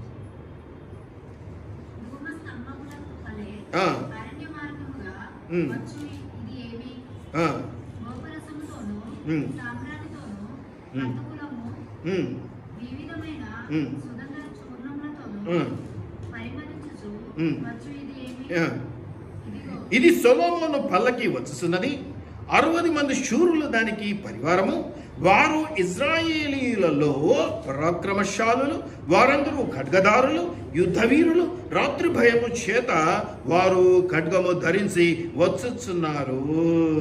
ఇంకా చాలా ఉన్నాయి, కానీ ఈ 3 మాటలు మీరు గమనిస్తే, ఇది నేను మీకు ఎందుకు చివరిలో చెప్పాలని ఆశపడి ఈ వాక్యం తీశానంటే, పురుషుడు స్త్రీకి సంబంధించిన మామూలు మాటలు కొన్ని మాట్లాడుకున్నాం, దేవునికి సంబంధించిన మాటలు మనం ఎక్కువగా దీన్ని జ్ఞాపకం చేసుకున్నాం. దేవుని ప్రేమ బలమైనది, దేవుని ప్రేమ ఎంత గొప్పదో అనే విషయాలు జ్ఞాపకం చేసుకున్నాం. ఇప్పుడు సంఘానికి క్రీస్తుకు ఉన్నటువంటి ప్రేమను, సంఘానికి విశ్వాసకు ఉన్నటువంటి ప్రేమను నేను మీకు జ్ఞాపకం చేయాలి. ఎందుకు సంఘం ఎదుగుదల విషయంలో విశ్వాసి పాత్ర గొప్పది, విశ్వాసి గొర్రెలు కనాలి, తీసుకురావాలి, ఆత్మల సంపాదన అవసరత ఉన్నది అని ఎందుకు చెప్తున్నానంటే, ఇక్కడ మీరు గమనిస్తే ఏమనుందమ్మా? మొట్టమొదటి మాట, ధూపస్తంభము వలె అరణ్య మార్గము కావచ్చు. ఇది ఏమిటంట? ధూపస్తంభము, మేఘస్తంభము, అగ్నిస్తంభమై ఇజ్రాయేలీలను ఎవరో ఏం చేసినాడు? ఎవరు? అది చెప్పాలి, గట్టిగా చెప్పాలి, రికార్డ్ అవుతుంది ఒకటేసారి, మళ్ళీ నేను రిపీట్ చేయను. దేవుడు పగలు మేఘస్తంభమై, రాత్రి అగ్నిస్తంభమై, కంటికి ఏంటి వాళ్ళు తప్ప ఎవరు లేరా? వాళ్ళు తప్ప ఎవరు దొరకరా? లవ్లో పడ్డాడు యేసయ్య. దేవుడు లవ్లో పడ్డాడు. వాళ్ళని ప్రేమించినంతగా ఇంకే ప్రేమ లేదన్నాడు. అంతగా మితిమీరి ప్రేమించాడు. అందుకని ఇప్పటికి దినవల్ల నేను చేతులు చాచుతున్నాను అంటూ ఉన్నాడు ఇశ్రాయేలీల వైపు. అవునా? తర్వాత మాట ఏంటి?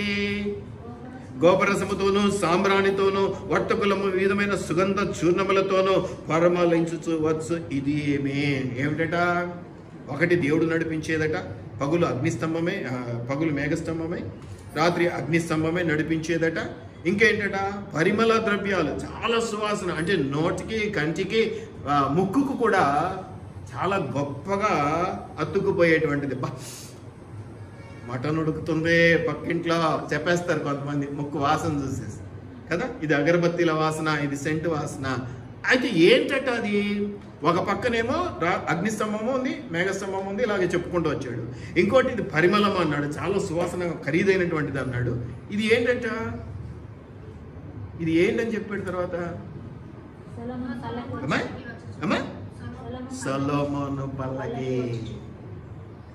ప్రేమైనటువంటి దేవుని బిడ్డలారా, సొలొమోను పల్లకి ఏమిటా? సొలొమోను పల్లకి సంఘం, మందిరం, యెరూషలేము మందిరం.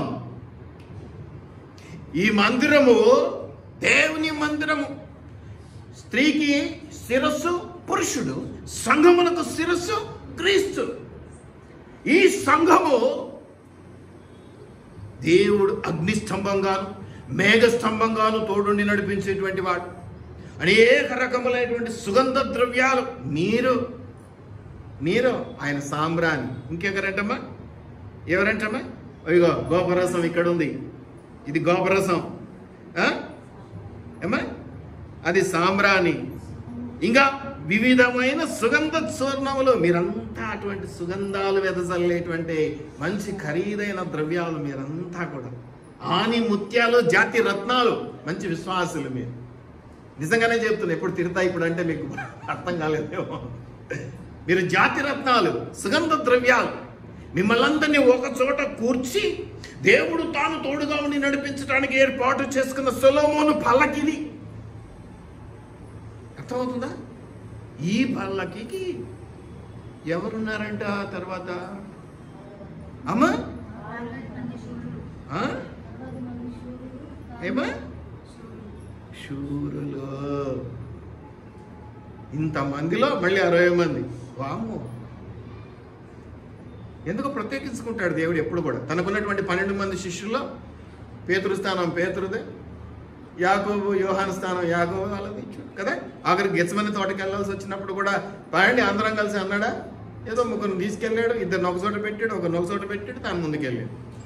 నిజంగానే ఉంటుందండి అది ప్రేమలో తోడుగా. నువ్వంటే ఎక్కువ ఇష్టం, ఆయన అంటే కొంచెం తక్కువ ఇష్టం. దాని అర్థం మీరిద్దరూ సేవలో లేరు, సంఘంలో లేరని కాదు అర్థం.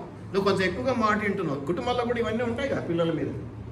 అయితే ఇక్కడ ఏం చెప్పబడుతుందంటే, ఈ సంఘంలో 60 మంది శూరులు. ఈ 60 మంది శూరులు అంటే ఏంటో తెలుసా? 60 మంది శూరులు అంటే ఏంటంటమ్మా?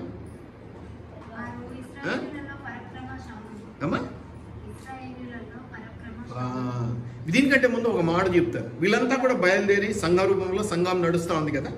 ఎక్కడ నడుస్తుంది అమ్మా వీళ్ళంతా? ఎక్కడ మొదట 6వ వచనంలో మొదటి వచనంలో చూడు, ధూపస్తంభం వలె అరణ్యం. సంఘానికి కూడా కష్టాలు ఉంటాయి. ఇప్పుడు యెరూషలేము మందిరానికి కూడా కష్టాలు ఉన్నాయి కదా, అది మళ్ళీ కట్టబడాలి కదా. సంఘానికి కూడా కష్టాలు ఉంటాయి. అరణ్య మార్గం గుండా తీసుకుపోవటం అనేది సమస్యల గుండా తీసుకువెళ్ళటం. ఈ సమస్యల గుండా తీసుకెళ్తున్నటువంటి సంఘమునకు తోడై ఉన్నాడు దేవుడు. అగ్నిస్తంభం గాను మేఘస్తంభం గాను తోడై ఉన్నాడు. ఇదిగో మీరంత సుగంధ ద్రవ్యాల వల్ల, ఇదిగో తన గోపరసం, మీరేమో సాంబ్రాణి, ఇంకోట్లు కదా. మొత్తం మిటన్ బాగుంది అనగానే బాగుంది కాదు, దాంట్లో ఉన్నటువంటివి ఏవి ఎన్ని వేయాలి, ఎంతెంత వేయాలి తెలిసిన చెయ్యి వేసింది కాబట్టి ఆ మటన్కి అంత రుచి వచ్చి కూర్చున్నది. చెక్క లవంగా యాలకులు ఇన్ని వేసాం అనుకుందాం దంచి, ఏం జరుగుద్ది? స్పైసీగా ఉంది అని ఎవరు తినరు. సంఘము సొలొమోను పల్లకి ఇది అరణ్య మార్గం కూడా వెళ్తూ ఉంది. ఇక్కడ శ్రమలు ఉంటాయి, కన్నీళ్ళు ఉంటాయి, కష్టాలు ఉంటాయి, వేదనలు ఉంటాయి. మీకు ఎన్నో చెప్తున్నటువంటి కాపరికి కూడా ఎన్నో ఉంటాయి. అది కూడా ఉంది. నేను మెసేజ్ పెట్టదలుచుకున్నా ఈరోజు పెట్టిన, ఎందుకని ఆఫీస్ పైకి కనిపించేది వేరు, లోపల ఉండేటువంటి వేదనలు వేరు. I want support. నన్ను కూడా ప్రేమించేవారు, నన్ను సపోర్ట్ చేసేవారు కూడా కావాలని నేను ఆశపడుతూ ఉంటాను. నా గురించి కూడా విపరీతంగా ఉపవాసం ఉండి ప్రార్థన చేసేవాళ్ళు అలాంటి వాళ్ళని కూడా కోరుకుంటున్నాను. That only depends on love. అది ప్రేమ ఉంటేనే పుట్టుకొస్తుంది. ఆయన అంటే నన్ను ప్రేమించే వారికి అది అనిపిస్తుంది. నేను ఈరోజు అయ్యే కోసం ప్రార్థన చేయాలి. ఎలాంటి ప్రార్థన? ఉపవాసం అంటే ప్రార్థన. ఈరోజు నేను సంఘం కోసం శుక్రవారం ఉపవాస దినం గంటసేపు వచ్చిపోవడానికి ఇబ్బంది పడుతున్నటువంటి వాళ్ళు అనేకులు ఉన్నారు. సంఘం కోసము ఒకరోజు నిర్ణయం తీసుకొని సంఘానికి రాకపోయిన ఇంట్లో ఉండి ఈ రోజు సంఘం కోసం, ఈరోజు కాపరి కోసం, ఈరోజు నా కుటుంబం కోసం, ఈరోజు నా బంధువుల కోసం అని నిర్ణయించుకొని పెట్టుకునే వాళ్ళు ఎవరైనా ఉన్నారా మీలో? నేనున్నాను, నేను చేసుకుంటాను. అట్లా ఆ దినం వాళ్ళకి అంటే జనరల్గా చేసేటివన్నీ అయిపోగా అది ప్రత్యేకమైన ప్రార్థన అన్నమాట. ఈరోజు బంధువుల లిస్టు, ఈరోజు స్నేహితుల లిస్టు, ఈరోజు సంఘస్థుల లిస్టు ఎప్పుడు జరిగిపోతా ఉంది. మీలో ఉన్నారా ఎవరైనా? మరి సంఘంలో ఇలా ఉంటే విశ్వాసులు కాపరికి దుఃఖం కాదు, బాధ కాదు, వేదన కాదు. మీ గురించి 24 గంటలు నేను జ్ఞాపకం పెట్టుకుంటాను. మీ మీద ప్రేమ పెంచుకొని మీరు ఇంకా ఆశీర్వదించబడితే చూడాలన్నటువంటి ఆ తత్వంతో ఉన్నటువంటి వాడికి మీరు ఇంకా దేవునితోనే సరైన సంబంధంలో లేరు, దేవునితోనే సరైన దగ్గరతనంలో లేరని తెలిసినప్పుడు వేద కలుగుతుందా లేదా? వేదన దుఃఖం ఉంటుందా లేదా? దాని నుంచే వస్తాయి పౌరుషమైన మాటలు, లేకపోతే రావు. ఎందుకు వస్తాయి పౌరుషమైన మాటలు? కఠినమైన మాటలు ఎందుకు వస్తాయి? చెప్పించకపోవచ్చు కానీ మాటలు అయితే కఠినంగా ఉంటాయి. దయచేసి జ్ఞాపకం పెట్టుకోండి. కాబట్టి అరణ్యం అనేటువంటి సమస్యల గుండా వెళ్తున్న సొలొమోను పల్లకినటువంటి సంఘమునకు దేవుడు తోడుగా ఉన్నాడు. అయితే దేవుడు ఒక్కడు తోడుగా ఉంటే సరిపోదు. దేవుడు ఒక్కడు తోడుగా ఉంటే సరిపోద్ది, ప్రాబ్లం ఏం లేదు. అయినా కంటికి నాకు ఆశ, మనిషిని కదా, సుజాత నాకు తోడు నిలబడితే బాగుంటుంది అనిపిస్తుంది మనసు. అన్న పవన్ అన్న నాకు తోడు నిలబడితే బాగుంటుంది అనిపిస్తుంది మనసుకి. ఎందుకంటే నేను శరీరంగా ఉన్నాను కదా, లోకరీతిగా కూడా ఉన్నాను కాబట్టి మనుషులు కూడా సపోర్ట్ చేస్తే దేవుడు ఉంటే చాలని. నిజమే కాదన్నాను, కానీ దేవుడు ఇంకా కొంతమందిని ఏర్పాటు చేసే సపోర్టర్స్. అది ఎవరంట? 60 మంది. ఎవరంటే వాళ్ళు? దేంట్లో శూరులు? యుద్ధంలో శూరులు. ఏ అరణ్య మార్గం గుండా వెళ్తూ ఉన్నప్పుడు ఎన్ని రకాలైన జంతువులు మీద పడతాయో, ఎన్ని రకాలైనటువంటి ఆపోజిట్ గ్యాంగ్స్, దొంగలు పడవచ్చు, శత్రువులు పడవచ్చు, ఇంకెవరైనా పడవచ్చు. అటువంటి వాళ్ళను యుద్ధంలో ఓడించగలిగినటువంటి పౌరుషము, రోషము, దేవుని ప్రేమ కలిగి సంఘాన్ని ప్రేమిస్తున్నటువంటి ఆ 60 మంది శూరులు ఎవరు? వాళ్ళు మీలో వాళ్ళే, మీలో వాళ్ళే, మీలో నుంచి వచ్చినటువంటి వాళ్ళే. ఎప్పుడు జరుగుద్ది అది? నేను సెలెక్ట్ చేసుకొని అమ్మాలు ఇచ్చాయి అంటే 2 రోజులు చేస్తాను. ఇప్పుడు పిల్లలు పాట పాడుతున్నారు, ఇది ఎప్పుడో చెప్పాను నేను. ప్రతి ఆదివారం ఒక పాట పాడడానికి గిటార్ ఫీజు 2 వారాలు, 3 వారాలు, 4 వారాలు అయిపోయిన తర్వాత సెలవు. మళ్ళీ ప్రోత్సహించి, మళ్ళీ బలపరిచి, మళ్ళీ అదే మాట విపరీతంగా అదే రిపీట్ చేస్తూ ఉండాల్సి వచ్చేసరికి ఏమనిపిస్తుంది? నేను కూడా 4 సార్లు చెప్పిన వీళ్ళకి ఇంట్రెస్ట్ లేదేమో, నేను బలవంతం చేస్తున్నానేమో, ఎందుకు వచ్చిన తిప్పలు అంటే తెలుస్తాను. సెకండ్ సాటర్డే మీటింగ్స్, అయ్యో యవనస్తుల మీటింగ్స్ పెట్టాం అయిపోయాయి. అంటే ప్రతిసారి కాపరి బలవంత పెడితే తప్ప చేయము అనుకునేటువంటి వాళ్ళకి మనం ఏం చేసినా లాభం లేదు. కాపరికి ఏం జరుగుద్ది? నిరుత్సాహం వచ్చేస్తుంది. పోనీ లేబ్బా ఎందుకు వాళ్ళని బలవంతం పెట్టడం అనిపిస్తుంది. దానివల్ల ఎవరికి నష్టం? ఎవరి పని వాళ్ళకి జరుగుతూ ఉంది కదా, నష్టం ఎవరికి లేదు. కానీ ఇప్పుడు కాదు. ఏదైనా చెప్పాలంటే అవయవం పాడయ్యేది ఎప్పుడు తెలుస్తుందండి? కిడ్నీ పాడైందని ఎప్పుడు చెప్తాడు డాక్టరు? ఆల్రెడీ 30% 40% అయిపోయే వరకు బయట పడదు, ఆ తర్వాత బయటకు వస్తుంది. అప్పుడు పోయి అంటే ముందుగా రాకూడదా? ముందుకు వచ్చింటే చేసేవాళ్ళు. అందుకే దాన్ని ఏమంటారు తెలుసా మీకు డాక్టర్స్? ఆ సమయం, సరైన సమయంలో యాక్సిడెంట్ అయింది, టయానికి తీసుకెళ్తే అర్ధగంట ముందు వచ్చింటే బాగుండు అంటారు కదమ్మా. దాన్ని ఏమంటారు? Golden time. నువ్వు గోల్డెన్ టైంలో రెస్పాండ్ అయిపో, రియాక్ట్ అయిపో, ఏమీ ఇబ్బంది రాదు. శ్రమలు వస్తాయి, కఠినంగా ఉంటాం, పడిపోతూ ఉంటాం, లేస్తూ ఉంటాం, ఇవన్నీ జరుగుతాయి. కానీ గోల్డెన్ టైంలో చక్కబెట్టుకోవాలి. గోల్డెన్ టైం దాటిన తర్వాత రిస్క్ ఉంటుంది, గ్యారంటీ ఇవ్వలేము. దేనికి కూడా, మీ ప్రార్థన మానవులకు కూడా అన్నీ చేసి పెట్టేదానికి దేవుడేమి అగ్రిమెంట్ రాసి ఇలా మీకు మీ నోటి నుంచి పలకంగానే ఎస్ చేస్తా పోరాడు. అంత లెవెల్లో మీరున్నారా నేనున్నానా కూడా మనం ఆలోచన చేసుకోవాలి. మన ఒక మీటింగ్కి వెళ్ళాను, అందరినీ పిలిచినారు, శాలువాలు కప్పినారు. మా పక్కన మా చంద్రమోహన్ నాయక్ గారు కూడా కప్పినారు. అంత అయినాక ఆ పెద్ద ఆయన స్టేజ్ మీద నుంచి వచ్చాడు. అన్నా సారీ ఏమనుకో, ఇప్పటికే ఎక్కువ అయినారు, మిమ్మల్ని కూడా పిలుద్దాం అనుకున్నాను, కానీ ఎందుకో నాకు ఆ టైంలో గ్యాప్లో మిమ్మల్ని చూస్తూ ఉన్నాను కానీ ఇంకా కంటిన్యూ అయిపోయింది. నేను ఏమనలేదు. ఏమన్నానంటే నాకంత యోగ్యత లేదన్నా, ఇంతమందిలో షాలో కప్పించుకోవడానికి రాలేదు నేను, నాకంత యోగ్యత కూడా లేదు. మీరు ఏం వరి కావాలి అన్న దాని గురించి అసలు ఆలోచన పుట్టించకండి. అయితే నాకు ఒక పని చేయండి, భోజనానికి వెళ్తున్నా మంచి భోజనం అయితే పెట్టి అన్నా తమాష్కి ఆయన నవ్వించటం. మనకు కూడా తెలియాలి, దేవుడు ఇవ్వాలి ఇవ్వాలి ఇవ్వాలి ఇవ్వాలి. ఏ యోగ్యత ఉంది, ఎలా ఉంది, ఏం చేస్తున్నావు? ఇదిగో ఇంత మంచి దైవిక ప్రేమను నువ్వు కలిగి ఉన్నావా? ఆ ప్రేమలో ఎలా ఉండాలి? రోషముతో కూడినటువంటి ప్రేమ ఉండాలి కదా. మరి అట్టి ప్రేమను నువ్వు కనపరచకుండా, అట్టి రోషము నీకు లేకుండా, ఈరోజు చూడండి ఎంతమంది వచ్చారు, ఎంతమంది రాలేదు, ఉన్నదే కొద్దిమంది. దాంట్లో ఏ కుటుంబాలు రాలేదు ఈజీగా గమనించవచ్చు. ఇప్పుడు కాపరికి ఎట్లుంటుంది? ఈ బాధ్యత ఎవరు తీసుకోవాలి? నిజమైన ప్రేమికుడు తీసుకోవాలి. సంఘాన్ని ప్రేమించేవాడు, కాపర్ని ప్రేమించేవాడు, నిజమైన ప్రేమికుడు తీసుకోవాలి బాధ్యత. ఏరా ఈరోజు రాలేదు, ఏనైనా ఈరోజు రాలేదు. ప్రతి ఆదివారం ఒక్క ఆదివారం వచ్చి కూర్చుంటే దేవుడు నేను ఆశీర్వదిస్తాను అలా. ప్రతి ఆదివారం ఆరాధన దినము, ప్రతి ఆరాధన దినం నీవు నా సన్నిధికి పాట పాడతాం, వాక్యం చదువుతాం, నీ సన్నిధిలో ఒక దినము గడుపుట, చప్పట్లు కొట్టి ఎగురుతాం. రానివాడు రాకాపాయ, ఉన్నవాడు ఉండిపాయ. ఇంకా పరలోకానికి ఎక్కే దేవుడు. దయచేసి జ్ఞాపకం పెట్టుకోండి. చక్కటి మాట ఇక్కడ ఉన్నది. ఇక్కడ గోపరసంతో వాడు 60 మంది శూరులు దానికి పరివారము అని చెప్పాడు కదా. వారు ఏంటంటమ్మా? ఇజ్రాయేలీయులు అంటే విశ్వాసులు. వీళ్ళంతా మంచి వాళ్ళే. వీళ్ళంతా ఎవరు? దేవుని చేత నడిపించబడేవారే ఈ సంఘము ద్వారా. అయితే దీంట్లో సుగంధ ద్రవ్యాలు ఉన్నాయి, మంచి ముత్యాలు ఉన్నాయి, జాతిరత్నాలు ఉన్నాయి, అన్ని బాగున్నాయి. అయితే దీంట్లో దేవుని కొరకు, సంఘం కొరకు పనిచేసేటువంటి 60 మంది ప్రత్యేకత. వీరెవరంట? శూరులు. నాకెందుకన్నా అనుకుంటే నువ్వు శూరుడు కాలేవు, పిరికివాడు.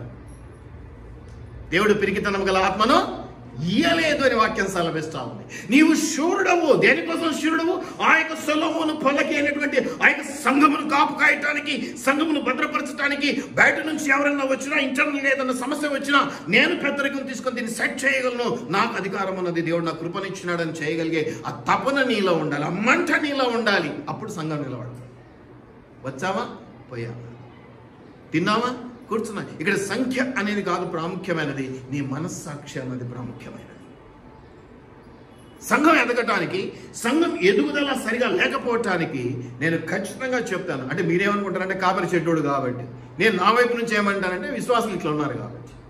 అంతే కదా, ఎవరేమైనా ఒకరి నుంచి ఒకరు ఇదే అనుకుంటాం కదా.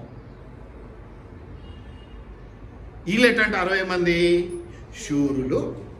ఒట్టి శూరులు గట్టడి పొర అనడం కాదట. ఏమన్నాడమ్మా? ఇజ్రాయేలీలు అంటే విశ్వాసులందరిలో పరాక్రమశాలి. ఎవడన్నా ఇంకొంచెం ఎక్కువగా ప్రార్థన చేసుకున్నాడు, వాక్యం చదువుతాడు అంటే మన మీద మాకు ఇష్టం పడుతుంది. కొంచెం ఎక్కువ చేసుకున్నాడు, ప్రోత్సహిద్దాంలే, కొంచెం దైవికమైన పనులు అప్పగిద్దాంలే అని.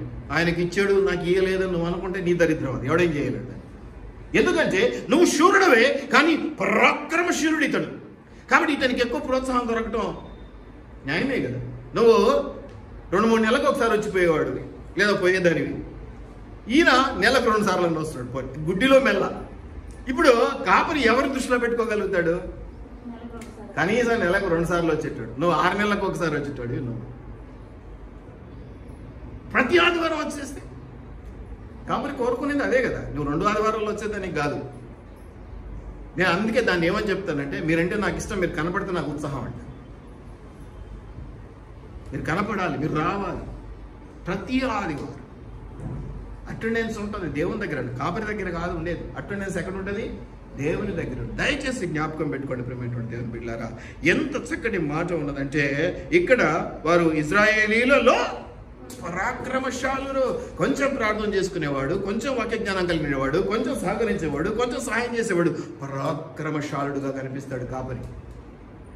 కాబట్టి వాళ్ళని ఎక్కువగా ప్రోత్సహిస్తాం. అది కూడా ఈ మధ్యకాలంలో ఇబ్బంది అయిపోయింది. 10 సార్లు పలకరిస్తే ఏ ఉద్దేశంతో వచ్చాడో అనుకునే పరిస్థితులు అయిపోయింది. లోకమంతా అట్లా అయిపోయింది. కాబట్టి పచ్చకామెరలోడికి లోకమంతా దట్స్ ఆల్. మనం ఇట్లా చెప్పుకోవడానికి నిరూపించుకోవడానికి అయితే వీలు కాదు. అలా చేసే అవసరం అవకాశం మాకు లేవు, వద్దు అనుకుంటాం. ఏమి ఇష్టం లేకపోతే అయితే మనం పోయి నిరూపించుకోవడం ఏంటి వాళ్ళు అనుకుంటాం. పోవటం మానేస్తాం, చెప్పటం మానేస్తాం, ప్రోత్సహించడం మానేస్తాం. మీరు కాకపోతే మాకు ఇంకో చర్చ్ ఉందని ఆల్రెడీ లిస్టులో పెట్టుకొని ఉంటారు. అప్పుడప్పుడు పోయించిన చర్చిల లిస్ట్ అంతా మీ దగ్గర ఉంటుంది. కాబట్టి అవి ఎప్పుడన్నా అవుట్డేటెడ్గా ముందుకు వెళ్ళడానికి పనికి వస్తూ ఉంటారు. కాబట్టి ఎవరు కూడా ఇటువంటి వాక్యాన్ని బోధించడానికి ఖచ్చితంగా ఇది అవసరం. ఈ రోజు పరాక్రమశాలురు గుర్తుపెట్టుకోండి. అమ్మా పాటలు పాడండి, బతిమాలు. ఎందుకు బతిమాలు కొట్టం? మీరు ఏమైనా కిరీటం పెడతారా నాకు? మీరు శూరుల్లో నుంచి పరాక్రమ శూరుల్లోనికి రావటానికి, మీరు ప్రమోషన్ పొందుకోవటానికి, దేవుని దృష్టిలో పడటానికి కదా. నువ్వు ఎంతన్నా పని చేయి, యజమాని వచ్చినప్పుడు నువ్వు ఆడ కాళ్ళ మీద కాలు వేసుకొని కూర్చుంటావా, లేచి సెల్యూట్ కొడతావా? ఎందుకు? యజమాని నీకు పని అప్పగించాడు, ఆ పని బాధ్యత నీది. కాబట్టి అలా చేస్తే నీకు మేలు జరుగుద్దా, కీడు జరుగుద్దా? నువ్వు దేవుని పనిలో మరెక్కువగా వాడబడితే నీకు ఏం జరుగుద్ది? వీళ్ళు ఏమనుకుంటారు అంటే, వీళ్ళంటే మన సంఘంలో ఉన్నటువంటి పెద్ద మైనస్ పాయింట్ అంటే ఈయన పని తగ్గించుకొని మన నెత్తిని రుద్దడానికి బాగా ప్రయత్నం చేస్తున్నాడు. అయ్యా నువ్వు బాధ్యత తీసుకో, నువ్వు ముందు వచ్చి స్టార్ట్ చేయి, ముందు వచ్చి పాటలు పాడించు అంటే అయిపోయాక ఈయన ఏదో తప్పించుకుంటున్నాడు, మాకు పెడుతున్నాడు. మీరు శూరుల నుంచి పరాక్రమ శూరులుగా మార్చబడ్డానికి ఇది ఒక అవకాశం. ఇది తీసుకోవాలి. ఛాన్స్ తీసుకుంటేనే మీరు ఆశీర్వదించబడతారు. ఇంకేమంటున్నాడమ్మా? వారందరూ ఖడ్గం సంఘంలో ఖడ్గం ఏందమ్మా? ఖడ్గము ధరించుకున్నవారు. ఖడ్గదారులు అంటే ఎవరు? ఖడ్గము ధరించుకున్నటువంటి వారు కదా, ఖడ్గము కలిగినటువంటి వారు. ఖడ్గం ధరించుకునే సైనికులకు ఖడ్గం ఉంటుంది. సంఘంలో ఏం ఖడ్గం అమ్మా? పేరు బాగా చెప్తారు. వాక్యం అనేటువంటి ఖడ్గము. వాక్యాన్ని ఎత్తి పట్టుకుని ప్రార్థించడం, వాక్యాన్ని ధరించుకోవడం అంటే ఏంటో తెలుసా? ప్రతి దానికి అయ్యా వాక్యం ఇది, ఇదిగో ఈ విధంగా ఉంది, నాకు ఈ విధంగా సహాయం చేయి అడగలిగినది, ఇదిగో నువ్వే చెప్పావు ఈ విధంగా. అదే కదా మన టెస్టిమోనీ, మన సాక్ష్యం అంతా కూడా. ఖడ్గదారులుగా. ఖడ్గమేమో వేసుకోడు, నాకేమో ఉన్నత పదవులు ఇమ్మంటాడు. సంఘాల్లోకి వచ్చి వాడు ఇచ్చేది కానుకల కోసం బయట ఇస్తారు. కానీ ఇంకో కొన్ని చోట్ల మాత్రం ఏం చూస్తాడు? వీడు ఖడ్గదారుడా, శూరుడా. మొదలు చూసేది ఏంటమ్మా? శూరుడా. ఆ తర్వాత ఏం చూస్తాడమ్మా? కాపరి. పరాక్రమ శూరుడా. ఆ తర్వాత ఏం చూస్తాడమ్మా? కాపరి. ఖడ్గదారుడా. వాక్యాన్ని కలిగి ఉన్నాడా? నేను ఊరికే మీకు అమ్మ అవి ఊరికే చెప్పట్లేదు, అన్ని గమనించుకో అని చెప్తా. అన్ని గమనించుకో అని చెప్తా. సో వీళ్ళు ఎవరంట? ఈ 60 మంది. ఈ 60 మంది ఎవరంట? పరాక్రమశాలురు, లేకపోతే ఖడ్గదారులు. ఇంకా ఏంటమ్మా? ఇంకేంటంటే యుద్ధ వీరులు. యుద్ధ వీరులు. యుద్ధం అంటే భయపడే. సమస్య వచ్చినప్పుడు కాపరిని పక్కకు నెట్టేసి సకాయ పట్టేసి నేను ఇంకో సంఘానికి పోతా, నేను ఇంకో కాపరి దగ్గరికి పోతా అనేటువంటి వాడు కాదు. ఉన్న చోట నిలబడి సమస్యను పరిష్కరించుకుందాన్ని సమాధానంలోకి తీసుకురాగలిగినటువంటి వాడు. కానీ యుద్ధ వీరులు. యుద్ధ వీరులు ఎప్పుడు కూడా అపజయం పొందుకుంటారా? దేవుని కృపను బట్టి ఎప్పుడు కూడా విజయం పొందుకోవాలనే ఆలోచన చేస్తూ ఉంటారు. అంతేకాకుండా వీళ్ళంటే ఏంటమ్మా? వీళ్ళు ఇంత శూరులు, పరాక్రమశాలురు, ఖడ్గం ధరించి ఉన్నారు, యుద్ధ వీరులు. కాబట్టి వీళ్ళకి ఏ సమస్యలు లేవా? రాత్రి ఏంటంటమ్మా? రాత్రి ఏం కలిగిందంటే వాళ్ళకి? రాత్రి వాళ్లకు శ్రమలు వస్తాయి. వీడు ఏదో రోజంతా బైబిల్ చదువుతున్నాడు కాబట్టి వీడికి శ్రమలు రావు, వీడికి ఏమి ఉండవని కాదు. వాళ్ళు ఎవరెట్టా? శూరుడు, పరాక్రమశాలురు, ఖడ్గదారులు, యుద్ధ వీరులు. అయినప్పటికీ వీళ్ళకి ఏముందంట? వీళ్ళకి? మీకుందా? వీళ్ళకు కూడా తప్పవు కష్టం. ఎంత ఉన్నా కూడా, అన్నీ ఉన్నా వాళ్ళ పనులు వాళ్ళు చేసుకుంటారు. సంఘం వరకు నిలబడిన నాకు ఎగ్జామ్ ఉంది సార్, మళ్ళీ ఆ ఎగ్జామ్ కోసం ప్రార్థన చేయాల్సింది ఎవరికి? దేవునికి. అదే దేవునికి. నాకు క్లాస్కి టైం అవుతుంది సార్, నేను ఒక్కడిని సార్. వాళ్ళు ఇంత ఉన్నటువంటి వారు శూరులు, పరాక్రమ శూరులు, యుద్ధ వీరులు, ఖడ్గదారులు అయినప్పటికీ కూడా వీళ్ళు కూడా రాత్రి భయం ఉన్నది. రాత్రి భయం అంటే ఏం చెప్పొచ్చమ్మా? చీకటి, పాపము, వేషధారణ, ఇంకా ఏంటంటే దేవుని యందు భయం లేకపోవటం. అలవాటు అయిపోయి దేవుని యందు భయం లేకపోవటం. ఎంసెట్ ఎగ్జామ్ ఉంది అంటే 1 నిమిషం లేట్ అవుతుందని పరిగెట్టుకుంటూ వస్తారు. సంఘానికి రమ్మంటే 11, 12, 1 గంట, లాస్ట్లో ఆమె అని చెప్తే కొంతమంది రానే రారు. ఏమంటే ఇంకా పూరా లేట్ అయినా ఎందుకులే, ఎట్లయినా నువ్వు ఏదో ఒక మాట అంటావు అందుకని రావట్లేదు అంటారు. ఎట్లా తిరిగినా కాపర్ని 4 మాటలు అనాలి. రానోని మనం పట్టించుకోకూడదు. ఎందుకంటే మీరు ఎవరు పరాక్రమశాలు శూరులు లేరు కదా.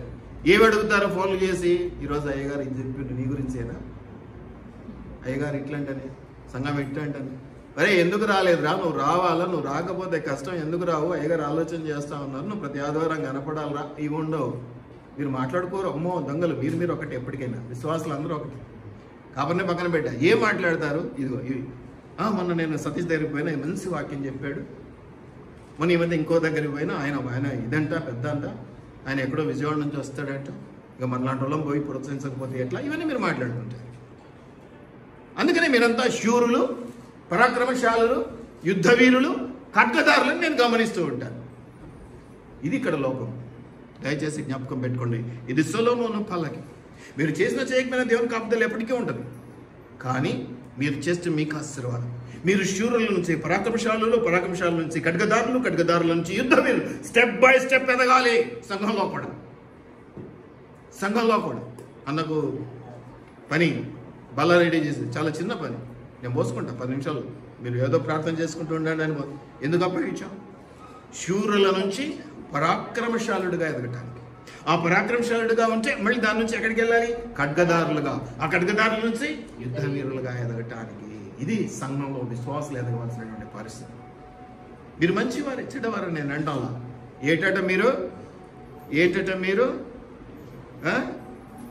ఏంటట మీరు గోపరసాలు, సాంబ్రాణులు, వివిధ రకాలైన సుగంధ చూర్ణములంట. మంచి స్మెల్, ముట్టుకుంటే కంపు. దయచేసి జ్ఞాపకం పెట్టుకోనండి, మీరు ఎదగండి. అందుకనే నేను అన్నాను, సంఘానికి కాదు కనీసం మీకు మీరన్నా మేలు చేసుకోండి అన్నది. ఎందుకంటే ఇవన్నీ చదివినప్పుడు నాకు కలిగిన వేదన, దుఃఖం. మీరు శూరులుగా ఉంటే సరిపోదు, పరాక్రమశాలులుగా మార్చబడాలి. ఆ తర్వాత ఖడ్గదారులుగాను, యుద్ధ వీరులుగాను మార్చబడాలి. బతిమాలుకుంటున్నానంటే ఏదో మీరు ఉడిచిపడిచేది కాదు. మీరు డెవలప్ కావాలి. ఇది నాది, నేను చేసుకుంటే ఇంకా వదిలే, నా జోలికి రాకు, నాకు అప్పగించావు కదా అనే దమ్ము ధైర్యం మీకు ఉండాలి. ఎప్పుడు వస్తుంది తెలుసా? నిజమైన ప్రేమ ఉన్నప్పుడు వస్తుంది. సంఘం మీద కానీ, కాపురి మీద కానీ, దేవుని మీద కానీ ఉన్నప్పుడు, సార్ నాకు ఇచ్చేసావు, నేను చేస్తాను, తప్పు జరిగితే చెప్పు, లేకపోతే నాకు వదిలేసే సార్ నేను చేసుకుంటాను అనే మాట రావాలి. ఏనా పని అంటే, కన్యా సార్ నువ్వు కూడా రాకూడదు అంటే ఇంకా నీకెందుకు చెప్పడం, నేను పోయి చేసుకోను. దయచేసి జ్ఞాపకం పెట్టుకోండి ప్రేమైనటువంటి దేవుని బిడ్డలారా. చివరిగా ఏమంటున్నారు? ఖడ్గదారులు, యుద్ధ వీరులు, రాత్రి భయము చేత వారు ఖడ్గము ధరించి వచ్చేస్తారు. రాత్రి భయం అంటే ఒక పాపాన్ని ఎదిరించాలన్నా, ఒక చీకటి శక్తిని ఎదిరించాలన్నా, ఇంకా ఏదైనా దేవునికి వ్యతిరేకమైనవి ఏవి ఎదిరించాలన్నా ఖడ్గము ధరించాలి. వాక్యం ధరించుకొని రావాలి. వాక్యం అనే ఖడ్గం లేకపోతే నెహెమ్యా కట్టించాడు మందిరాన్ని, పడిపోయిన మందిరం మళ్ళీ కట్టించాడు కదా. ఎట్లా కట్టారో తెలుసా మీకు అది? అమ్మా, పగళ్ళు రాత్రి మోలు. ఎలాగా? ఒక చేత కట్టడం పని, ఒక ఇది ఖడ్గం, ఒక చేయి ఖడ్గం మీద, ఒక చేయి కట్టడం. ఖడ్గం పెట్టుకున్నారు వాళ్ళు కట్టేటప్పుడు. పెయింట్ వేసేటప్పుడు కూడా ఖడ్గాలు పెట్టుకోవాలి. ఏం ఖడ్గము? వాక్యం అనేటువంటి ఖడ్గం. దయచేసి జ్ఞాపకం పెట్టుకోండి. ఏమన్నాడు తర్వాత? రాత్రి భయం చేత వారు ఖడ్గము ధరించి వస్తున్నారు, లేబులేను మానుతి అని చాలా ఉన్నాయి. అన్నీ వదిలేద్దాం. దయచేసి ఈరోజు మనం గమనించుకుందాం. మీరంతా కూడా దేవుని ప్రేమను పొందుకున్నటువంటి వారు. అయితే ఆ ప్రేమ దేవుడి యొక్క అగ్నిజ్వాలల వలె మండాలనేది నా తాపత్రయం, నా మాట. ఇది దేవుని మాట అని కూడా నేను భావిస్తున్నాను. నేను నిన్ను ఎంతగా ప్రేమిస్తున్నానో, నువ్వు అందులో సగం కూడా అనొద్దు. ఈ రోజుల్లో మనం ఏమంటాం? సేమ్ టు సేమ్ ఉంటేనే అది కయ్యానికైనా వియ్యానికైనా సమూజ్జి అంటే అదే కదా.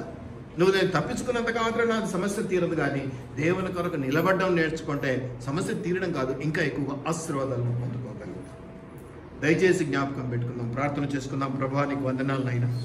ఇదిగో తండ్రి పరమగీతము 8వ అధ్యాయము 6వ వచనంలో చెప్పినట్టుగా ప్రేమ మరణమంతా బలవంతమైనది, ఈర్ష్య పాతాళమంత కఠోరమైనటువంటి మాట ద్వారా నీ ప్రేమ గురించి, రోష్యము కలిగినటువంటి నీ మాట గురించి మేము తెలుసుకున్నాం. అట్టి ప్రేమను, అట్టి రోష్యము కలిగినటువంటి ప్రవర్తనను, నిన్ను ఆనందపరిచేటువంటి గుణాన్ని అయ్యా మొరపెట్టుకునేటువంటి తత్వాన్ని మేము కలిగి ఉండేలా మాకు సహాయం చేయమని వేడుకొచ్చున్నా. నీవు ముద్రయంగరంగా మమ్మల్ని ముద్రవేసి ఉన్నావు తండ్రి. నీవు మమ్మల్ని ఎంచుకున్నావు, ఏర్పాటు చేసుకున్నావు తండ్రి. అలాంటి పరాక్రమ శూరులుగాను అయా యుద్ధ వీరులుగాను, కఠిన ధరించుకున్న వారు గాను మేము ఉండి ఇదిగో సంఘమునకు నా ప్రభా సేవ చేయటం, సంఘమునకు కాపరిగా నైనా నాథని నాకు మీకు అన్ని విషయాల్లో అండదండలు అందించేటువంటి బిడ్డలుగా, విశ్వాసులుగా, మంచి రత్నముల వలె వీరుండుటకు కృపదాయ చేయమని నజరుడైన యేసు నామములో అడిగి వేడుకొని ప్రార్థిస్తూ ఉన్నాము పరలోకపు తండ్రి. ఆమేన్.